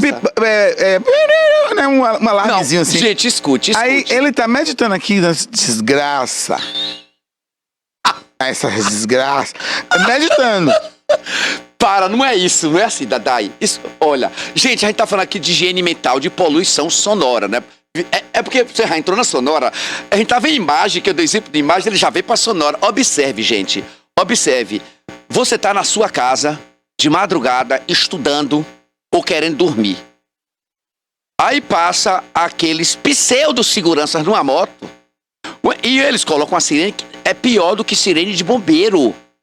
Pior que sirene de polícia na moto e... Eu lhe digo, se eu tivesse uma metralhadora, eu acabava com aquele barulho. Mas eu acho, sabe o que é? Que não é porque o barulho é X ou Y. É o barulho? Eu acho, eu acho que é porque é na moto. Não. Porque eu vou dar outro exemplo. Não, eu tenho que dar outro exemplo. Vamos falar higiene mental. Tá? Uma higiene mental que Jailton precisa fazer, e ele faz de vez em quando, é ir para locais sem motoqueiro. Porque se esse rapaz estivesse dentro de um carro, eu acho que o problema será menor. Porque trânsito... Me enlouquece. A gente precisa se livrar do trânsito. Precisa. Então, quando a gente vai para uma cidade pequena, agora no São João, muita gente vai fazer saúde mental. indo pro interiorzinho. Eu quero ficar no meio do mato, no meio da mata. É sério. Gente, a questão do ruído, a questão do barulho. Olha, eu acredito que eu devo ter alguma coisa do espectro autista. Eu também acho. Não sei se é gente, olha, eu tô falando sério. Aqueles animais não, que animal, eu não vou comparar com animal. Aqueles bestiais que montam numa moto, aquelas motos potentes, que fazem um barulho infernal. Eu sou sincero. Eu não vou pedir e rezar que a moto caia e ele se arrebente todo, mas dá vontade de pedir isso. Porque é um barulho tão infernal. Como que as pessoas se acostumam com isso e não surtam? Vem cá, você não surta, não? Eu acho, por exemplo, uma higiene mental que eu gosto de fazer é do trânsito. Eu não gosto de dirigir, né? Eu não gosto de dirigir, então eu acho... Eu gosto de dirigir na estrada. Ir pra um lugar que eu não tenho que dirigir, pra mim já tá ótimo. É sim. Outra higiene com relação ao sonoro, é assim, porque eu tenho um problema com música. Sim. Eu tenho um problema. Essas músicas de TikTok, por exemplo, essas músicas me matam. Eu tenho problema elas ruído, repetem. Com ruído. Eu tenho Gente, é sério, a gente não fala dessas coisas porque parece até... É falta de educação você dizer e discutir ninguém nem discute essas coisas. Não. Mas esses ruídos, esses barulhos me incomodam profundamente. Aqueles ruídos estridentes, barulho me incomoda.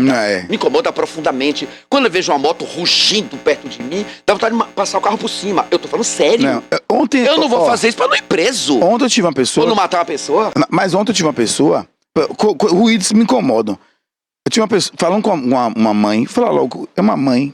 E ela fazia assim, ela falava assim comigo, ela falava, viu, professor, eu... Olha... O bicho do... Ai, meu Deus. Eu disse, a senhora quer ir ao banheiro? Quer uma água? É cigarro. Então, eu tava pra dizer ela assim, ô mãe, se trata, filha. Não adianta. E venha falar comigo, porque eu vou passar quantas horas aqui para eu ouvir. Se a cada palavra sua tem aí isso aí me incomoda. Então eu vou falar uma coisa aqui, cadê a câmera para poder... Aquela ou aquela sua? A minha de cá. Aqui? Mas ele não vai fechar em mim não. Ele não vai fechar em mim não, porque eu falo... Como eu falei, mas se eu falar, ele não fecha, quer ver? Fecha aqui. Ele não fecha aí. Ele tá vendo lá. Mas se eu pedir, ele fecha? Fecha. Fala aí. Rafildes, fecha essa câmera aqui em mim, por favor, Rafildes. Ele... Aí. Entendeu? É isso. A gente sofre. Aqui a gente sofre. Mas, ó... Isso é violência doméstica. Olha aí. Ele falando aqui, porque você não tá ouvindo aqui o diretor. Veja, mas eu tenho horror, às vezes... A ouvir pessoas também, discursos, narrativas, algumas pessoas, alguns momentos, eu tenho, assim, eu quero anular. Então, uma higiene mental que eu faço, e eu gosto bastante, é de me afastar dos meios tecnológicos, porque aí eu não tenho que ficar ouvindo nada, não tenho que ficar vendo nada. Lugares que não tem, por exemplo, sinal de internet ou sinal de televisão, também me agrada. E até locais sem energia elétrica. Eu tinha esse hábito de fazer, eu vou para um lugar sem energia elétrica. Hoje, como eu tenho família, né, minha mulher, minha filha e tal, eu tenho uma dificuldade enorme que porque elas acham que aquilo ali é isolamento, de certo modo eu vejo como solitude. Eu acho que não é solidão, é pra higiene, não. É higiene mesmo. Tem que fazer, né? Tem que fazer. Gente, outra coisa, por exemplo, a gente falando dos ruídos, eu falo assim pra Dadai, eu tenho envelhecido e assim, cada dia eu tô pior, porque dá vontade de ver no meio do mato, no silêncio, no meio da selva, só com os bichos. Eu tô falando sério. E assim, eu tenho até vergonha de falar isso, às vezes quando eu tô no meio de não amigos, porque fica parecendo, vixe, porque começa a criticar, né, Dadai? E assim, porque realmente me incomoda. Me incomoda essas questões. Por exemplo, a gente falou de cidades feias. Existem cidades feias, horrorosas. Se você chegar aqui, você vai aqui da TV, a gente sobe, vai naquela ladeirinha, você avista uma cidade de Itabuna que poderia ser bonita, mas você vê um monte de construção sem reboco nenhum. completamente desalinhado. Aí já vem o autismo, né? Completamente desproporcional. E você vê, meu Deus, que cidade feia a nossa cidade.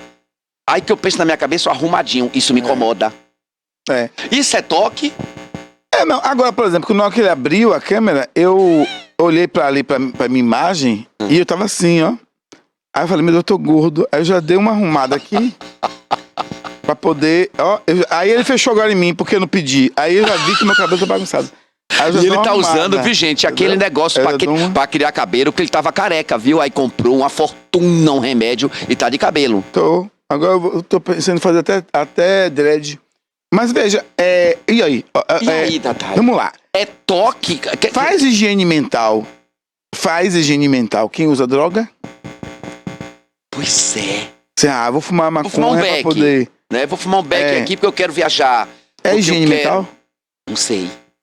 É higiene mental com relação à pessoa que fumou beck? Porque é a proposta dela?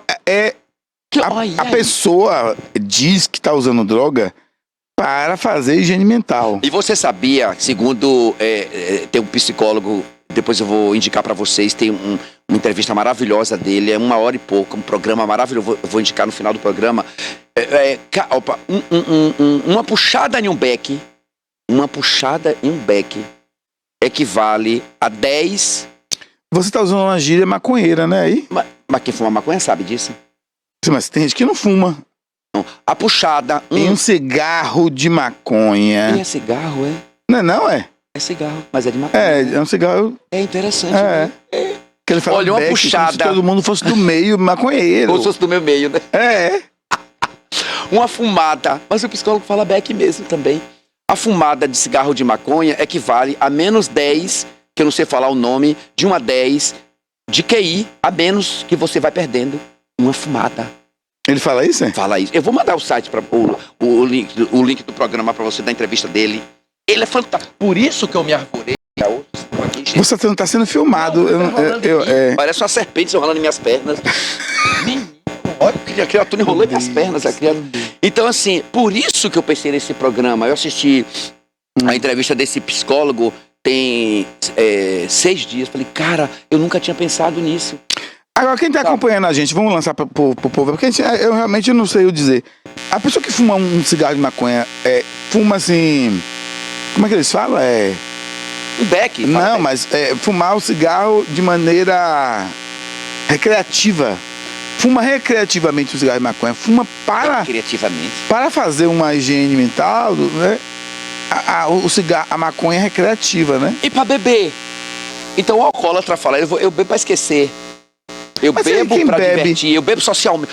Outra coisa, eu bebo socialmente. O que é beber socialmente? Quem bebe, bebe. Mas quem bebe pra fazer higiene mental ou não, né? Pois é, eu tô lhe perguntando, eu não sei. Eu tenho uma teoria aqui.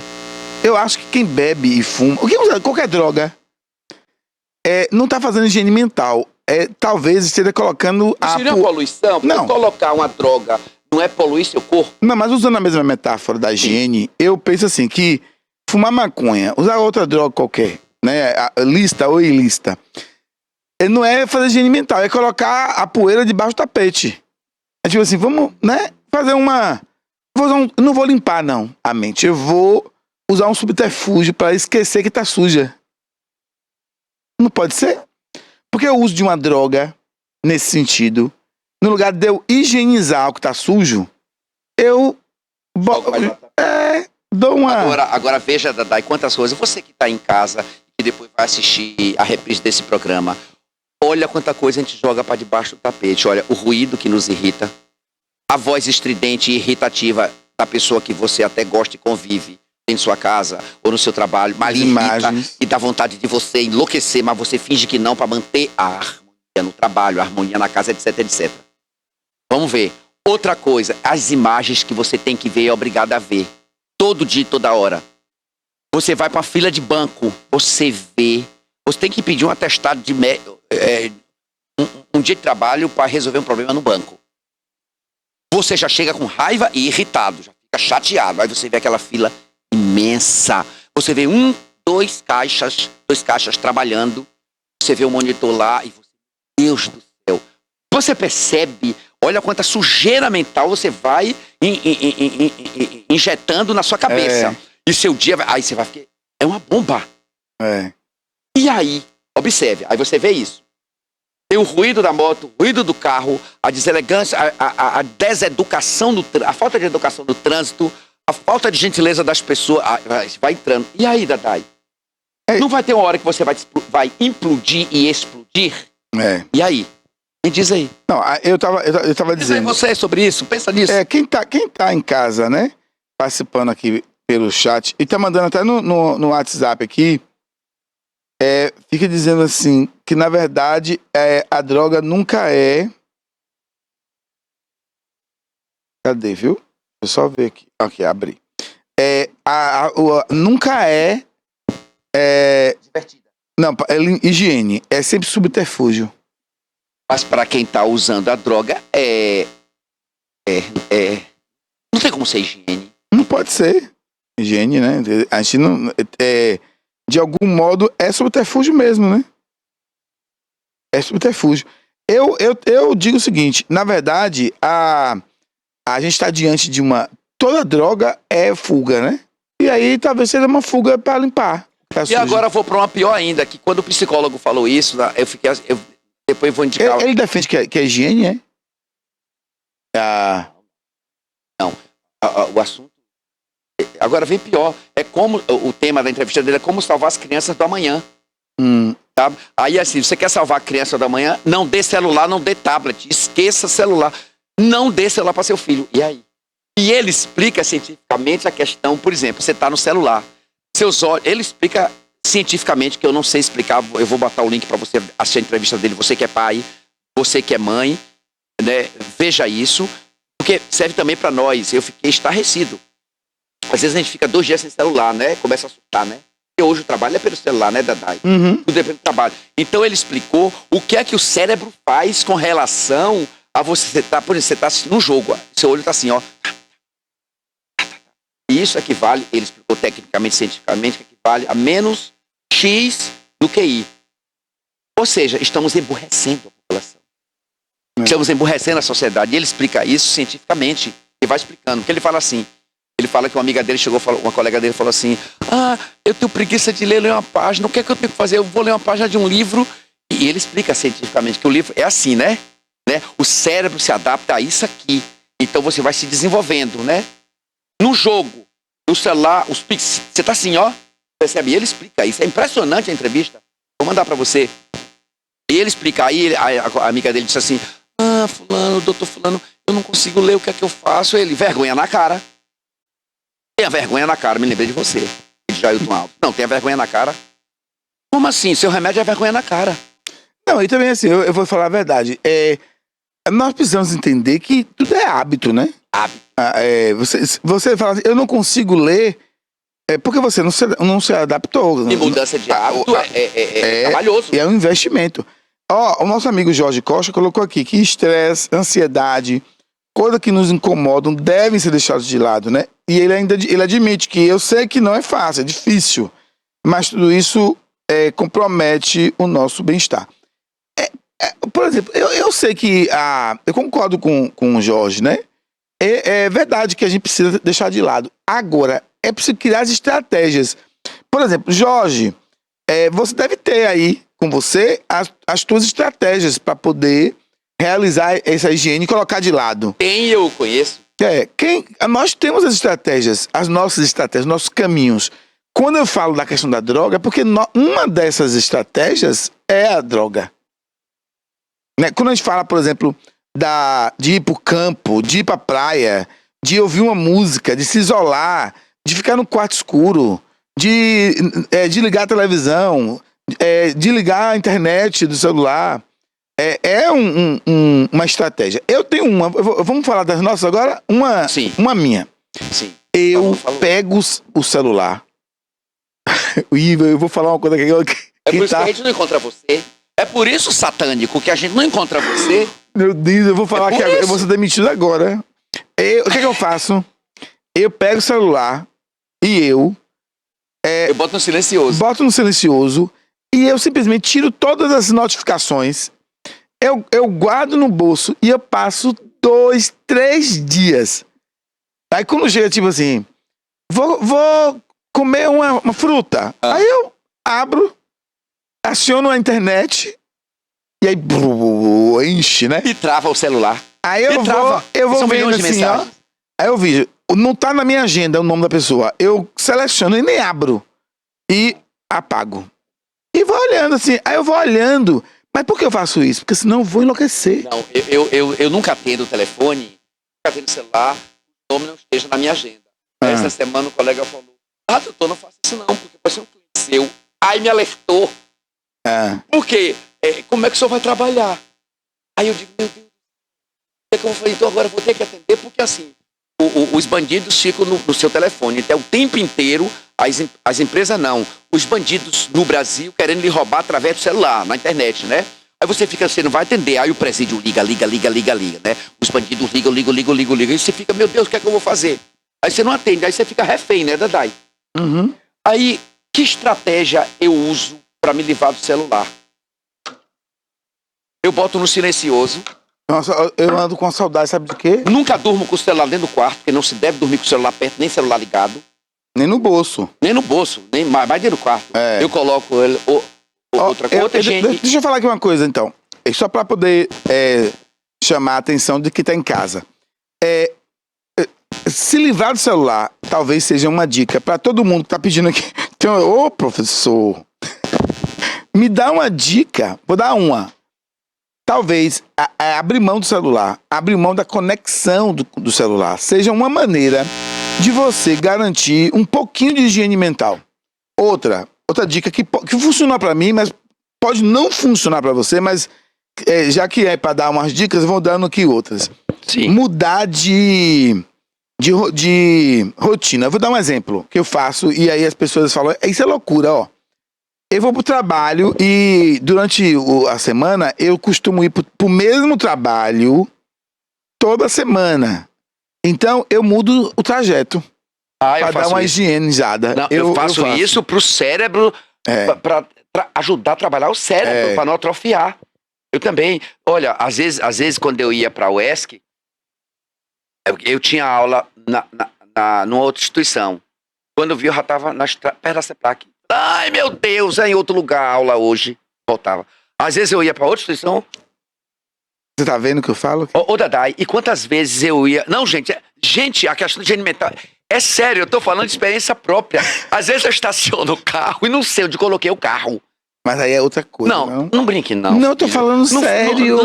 Não leve a brincadeira essa seriedade, isso é muito sério. Ele acha que... Amigo, isso é muita gente, não é somente eu que passa por isso, amigo. Você como é que amigo, você vai pra eu fui ler rua, sobre isso. Se você vai pra rua, aí você estaciona o carro Isso é o condicionamento do cérebro. Gente, o cérebro é coisa de doido, amigo. Não, me explica como é. Você mesmo já foi pra cá, já estacionou sem saber onde estava seu carro. Você mesmo já aconteceu comigo, com você e com muita gente. Sim. Esqueceu onde bota a chave do carro, você vai pegar dinheiro, esquece o dinheiro.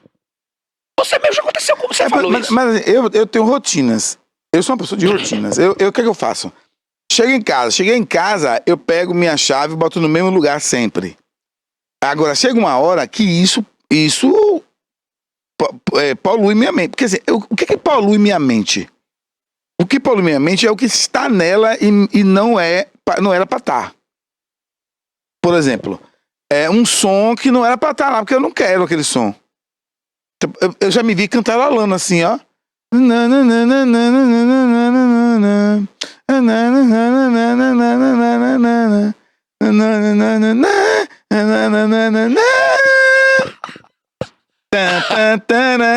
tomando remédio ou sem tomar remédio? Ou seja, tudo isso é porque eu tô conectado. Que eu tô vendo televisão, porque aí toda hora aparece essa musiquinha lá. E eu não é pra estar lá, essa musiquinha. Mas ela tá lá, entendeu? Como chiclete. Agora, chiclete é tipo chiclete de cabelo. Pois, o Dadai... Cola, você tem que arrancar o cabelo fora, porque ele tá lá. Então, o que eu faço? Nas minhas rotinas, aquilo que não era pra estar lá, as imagens... Então eu tô vendo aquela imagem o tempo todo dia naquela estrada. Eu mudo de percurso. Mas eu sou de rotina, eu sou assim, de levantar, minha rotina diária, agora que eu tô bem mais tranquilo com relação ao meu tempo, né? Mesmo antes eu fazia isso, eu levanto, tomo banho, faço aquela rotina. Aí vou, tomo café, aí vou fazer minha meditação. Boto meu sonzinho, porque como eu não assisto jornal, não vejo, né? Tem uns 4 meses, porque se eu voltar a ver jornal, eu vou enlouquecer. Aí eu leio o que me interessa e vou filtrando, tá entendendo? Aí vou pro Instagram, vejo algumas pessoas que eu sigo, alguns psiquiatras, alguns psicólogos, alguns juristas, aí leio o que eu acho interessante, começo a filtrar, tá? Aí depois vou pro trabalho, chego, eu vou pra academia, depois da academia, danço, boto minha coisa de dança, danço, e eu faço uma higiene mental dançando. Isso me leva para as estrelas. Isso é orgásmico para mim. Quer ver uma estratégia aqui do pessoal, ó? A Lana colocou... Eu não sei abrir isso, não. A Lana colocou aqui que a estratégia dela para fazer higiene mental é o contato com a natureza. Aí eu também faço, Alana. Eu também faço, Alana. Contemplar o mar, andar de bicicleta, né, de manhã. Ou andar de bicicleta de manhã, eu tenho medo, plantar, sabia? Ela diz que também plantar, ó. Cuidar da planta. Eu converso com minhas plantas. Aí eu tenho um colega que é ateu, né? Eu não vou dizer o nome, você sabe quem é. O de biologia, o que é perito. Sim. E ele diz assim, não, você tá doido. Eu fico na minha. Aí eu converso com minhas plantas, eu vou pra minha, olho de manhã, mamãe, papai, meu amor, papai tá aqui, como é que tá você? Eu converso com minhas plantas. Vocês estão vendo, gente? Isso pra mim é terapêutico. Olha, a Lana também faz isso. A Lana faz isso aqui. Ela não conversa com as plantas, não. Ela diz que cuida. Cuida. Coloca o papo em dia fazendo algo. Plantar, mesmo sem muita técnica ou conhecimento, uma plantinha, regar e tal, cuidar. Agora, não fala de conversar. Eu converso, eu bato papo com as plantas. E tempo de qualidade com a família, que também é bom. Pra quem tem família, né? Colocar o papo em dia, fazer algo juntos. Papo em dia com a família, não é que são com as plantas. Olha o Formigli aí, lê de Formigli. Olha o que é que Formigli diz. Hoje há o imediatismo, a velocidade, a fragmentação. Fala difícil. Ele fala igual o Bauman, né? Ele é fino. Fragmentação da informação. Acho que podemos cultivar a lentidão com a leitura dos clássicos. Concordo com você. De filmes antigos, concordo com você, Formigli. Que escapa do excesso da edição dos filmes atuais. Cara, fantástico isso aí. Olha uma coisa. Filmes antigos. É mesmo, Formigli. Ô, Formigli, eu vou te contar. É verdade. Olha uma estratégia massa. Filmes antigos. Assistir filmes antigos e outra. Investir na lentidão. Tem um pensador que defende a ideia do ócio. Né? Não um pensador, não. Escolas, né? Que defendem a ideia do ócio produtivo, né? Sim. De você se dedicar a ouvir uma música. A saída, eu achei perfeita. A edição ritmada numa velocidade que não é a nossa, não é humana. Não é humana. É do computador. Outra coisa que eu gosto, filme preto e branco. Filmes em preto e branco ou preto em branco? Preto e branco. Preto e branco. Filmes antigos, eu adoro. É interessante o que o Formigli falou. E eu adoro filmes. Conversar com plantas, eu tô muito preocupado ainda, viu? Eu adoro conversar com minhas plantas. Meu amigo, quando eu vou eu faço trilha, né? Quando eu viajo com...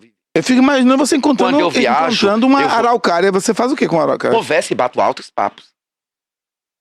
Meu filho, eu sou uma pessoa holística. Eu sou uma pessoa da natureza. Não. Eu faço. E não é somente. Tem muita gente que faz isso. Amigo, você vai recuperar suas energias como? Aonde? Através da natureza. Com araucária. Através da natureza, meu amor. É pé no chão. Meu filho, eu sou africano. Minha descendência toda dos negros que vieram da África como escravos, apesar de reis. O que isso tem a ver com falar com as árvores? Porque a gente acredita na força da natureza. Meu povo acredita na terra, no fogo, na água e do ar, que essa energia toda está na própria natureza. Né? Eu sinto muito. Eu converso. Elas respondem? Respondem, sim. Aí é pior ainda. Se é ser vivo, meu amigo. Aí o negócio fica mais grave. Os seres são vivos. Nós só estamos humanos. Me fala aí uma resposta que você tenha tido de uma samambaia. Vamos lá. Meu amigo, você que é da filosofia, nós só estamos humanos. Não, eu queria saber o que é que uma planta dessa ele falou. Quando você começar com essa experiência, treinar, você vai conseguir ter sua resposta. Ok? Eu converso com o mar.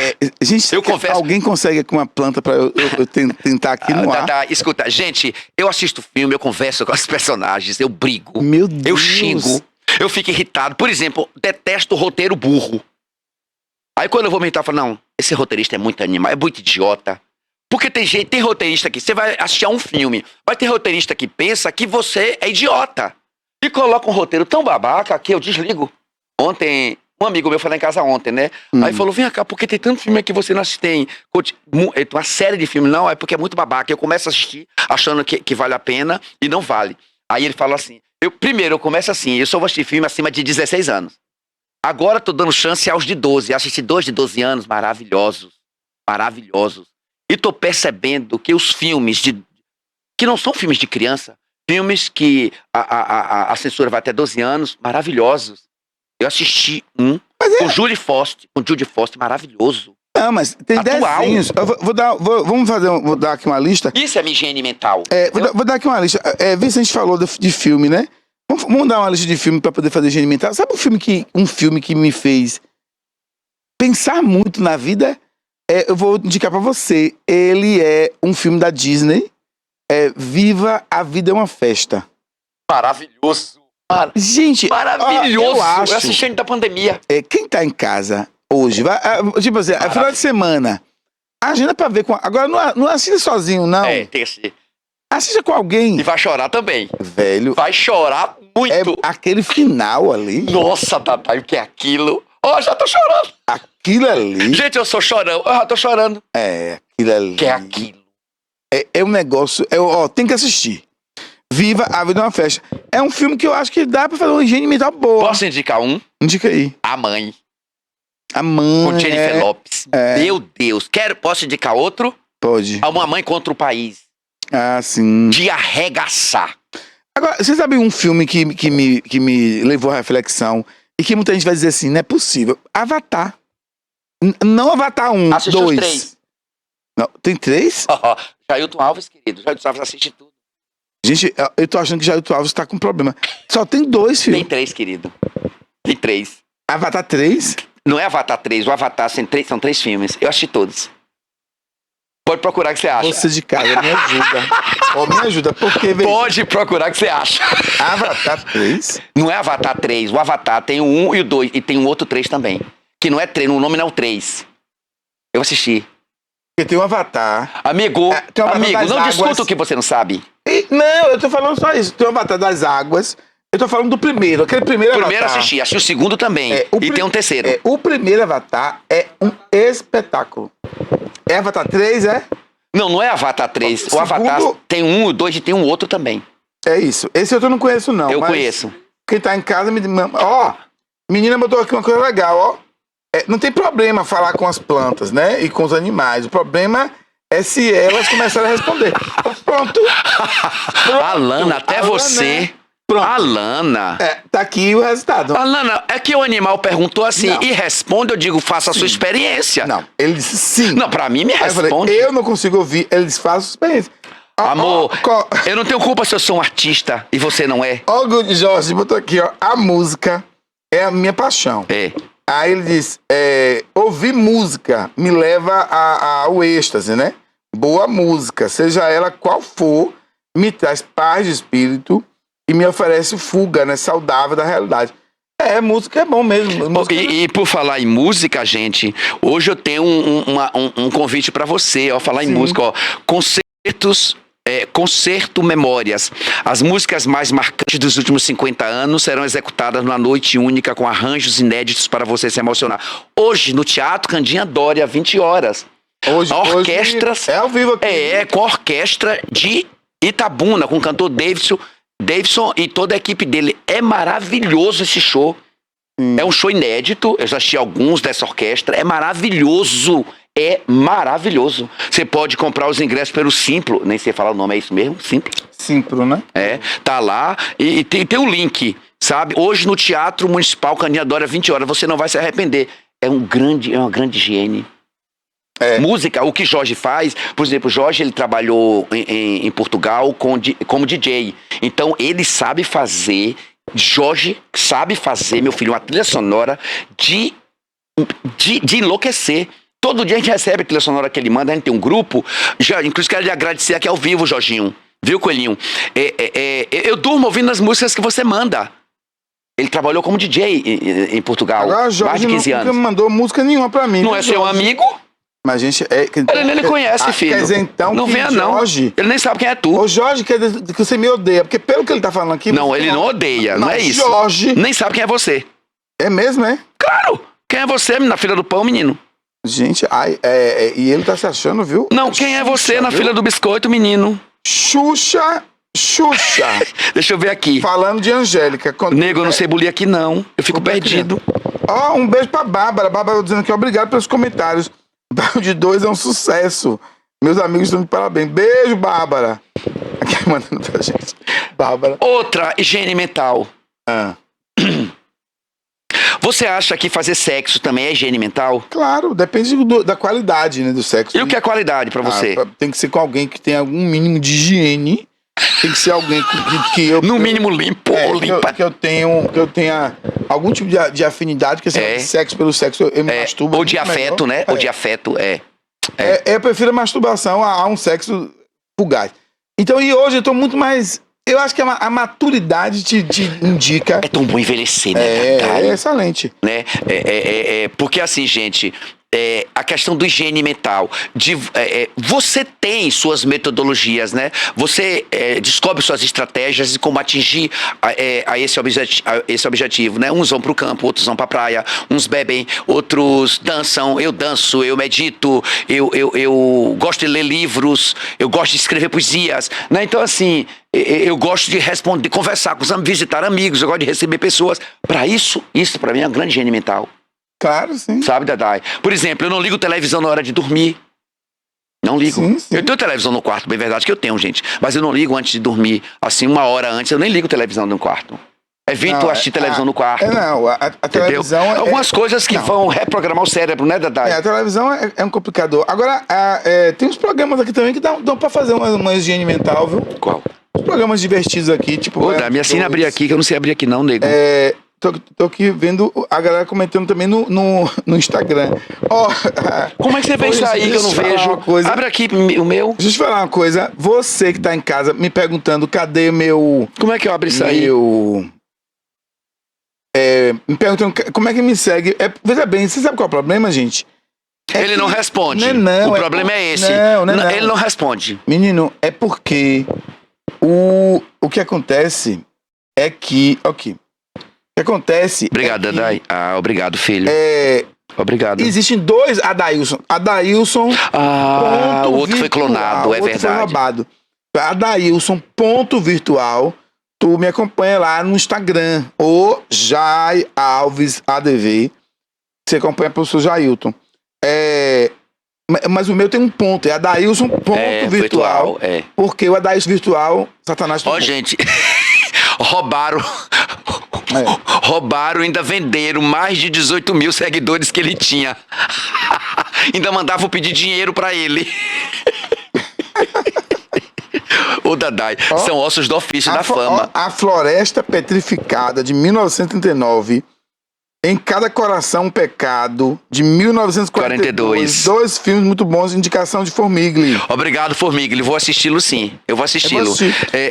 Gente, o Dadai foi tão rápido hoje, não foi? Foi, tá acabando, né? O satânico foi tão rápido. A gente nem falou das notícias do dia. Queria comentar. Ainda faltava mais 3 tipos de tópicos para continuar a higiene mental. E eu quero indicar, sabe quem? Essa pessoa aqui para você, ó.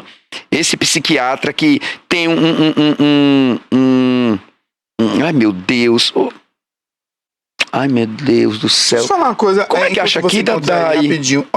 Pra quem tá em casa, a gente tá terminando nossa participação aqui no foi tão rápido. TVI News. Mas eu queria deixar pra vocês um agradecimento aqui. Primeiro pelos comentários, a participação de vocês online. É muito bom pra gente. Quero deixar um agradecimento a quem está acompanhando a gente e que consegue fazer algum tipo de higiene que a gente tenha colaborado de alguma maneira para que vocês façam uma higiene mental no que diz respeito às notícias, aos programas de entretenimento com informação. Só para deixar claro aqui, um pessoal do Pinambá pediu muito que eu comentasse essa questão do novo marco temporal, né, que foi aprovado pela Câmara ontem. Eu queria dizer a vocês, eu vou voltar, mas vamos voltar a essa discussão. Mas eu queria deixar claro para vocês o seguinte: a gente está diante de uma Câmara de Deputados que representa interesses que nunca são da população, nunca são os interesses do povo. E nunca vai ser. Então, assim, essa questão do marco temporal, a gente vai ter um programa, eu quero discutir isso aqui ainda, sobre a questão do direito indígena, sobre o que é ser indígena, porque é uma confusão na cabeça das pessoas. De que índio é aquele indivíduo que mora... Índio, né? Que é uma expressão horrorosa. Que o indígena, que não é índio, é indígena, é aquele que habita uma oca. Sabe? Então há uma ideia de que o indígena, ele é aquele que se congelou no tempo. Vamos ter que discutir isso. É um conceito étnico-racial importante que a gente precisa apurar. Pode ser até um tema assim, né? A gente pode falar o que é o direito de um povo originário. O que é o direito de um povo, por exemplo, ancestral no que diz respeito aos quilombos, por exemplo. O que é um quilombola? O que é um quilombo? A gente pode tratar disso. O que significa? Porque uma programação é muito pouco. Exatamente, para poder. Mas a gente vai falar. Claro, sim. Sobre isso. Assim, o que eu quero indicar para você. Veja aí, com o psicólogo Léo Freiman, achismos e como educar seus filhos. É maravilhoso a entrevista desse cara. Urgente, tira o celular do seu filho. Tá no YouTube. Léo Freiman. Escreve assim: Léo, E-O F-R-A-I-M-A-N. Freiman. Maravilhoso, Dadai. Inclusive, você vai ver muita coisa sobre... Quando eles tratam a questão do cérebro, a questão do QI, a questão dos pixels, dos computadores, dos celulares. É um psiquiatra, sim, é um pesquisador maravilhoso. Maravilhoso. Inclusive, eu sigo, tá? Eu sigo também. Muito bem. A gente está terminando aqui o programa. Infelizmente, está terminando. Nossa participação dentro do TVI News. Eu não sei se a gente se despede logo e vai embora ou se... a gente se despede aqui... Eu vou acabar o Baião, porque o TV News a gente não acaba. A gente por que a gente... Vamos acabar... Não, ele quer ser a estrela, né, gente? Ele quer acabar com tudo. Ele quer fechar o comércio. Vamos chamar nossa amiga.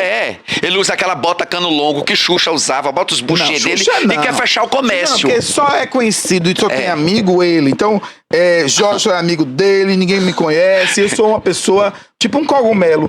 Olhou, viu? É shiitake? Não. Então eu vou conversar com minhas araucárias. Vai conversar com suas plantas. Tchau. Gente, um beijo grande. A gente aqui do Baião de 2, semana que vem tá de volta. Um beijo grande. Pra semana a gente tá de volta, né? Beijo. Tchau.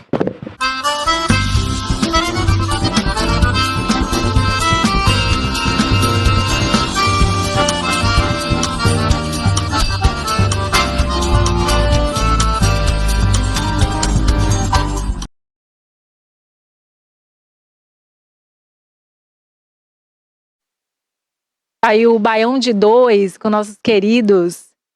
Estamos já chegando ao fim, né, do programa TVI News de hoje, quinta-feira, onde você acompanhou as principais notícias aqui com entrevistas. E você que não assistiu o programa ao vivo, você pode acompanhar o programa gravado nas nossas plataformas digitais, tá? YouTube, no Facebook, TVI Oficial, também pelo site tviplay.com.br. E ter acesso ao nosso programa gravado e tudo o que aconteceu hoje, certo? Nós temos também, vou dar uma breve notícia aqui, que essa semana o presidente Luiz Inácio Lula da Silva recebeu o presidente da Venezuela, Nicolás Maduro, né, no Palácio do Planalto, né? O presidente subiu a rampa ao prédio ao lado da esposa Cília Flores, ex-presidente da Assembleia Nacional, e foi recebido por Lula e pela primeira-dama Janja. Os líderes fizeram uma reunião bilateral privada e, por fim, uma cerimônia de assinatura de atos, né? O presidente da Venezuela foi recebido até, inclusive, um tapete vermelho. E depois a gente vai comentar mais sobre isso em outros programas, tá bom? Então, é isso. Só gratidão, tá? Pela sua audiência, pela sua interação, pela sua participação conosco. E até amanhã. Amanhã tem mais. O próximo programa é o TVI, o Alerta Cidade com o Denilton Santos, para aqueles que vão assistir o programa ao vivo. E para quem vai assistir o programa gravado, tem outras programações. Muito obrigada, aquele abraço. Tchau, tchau.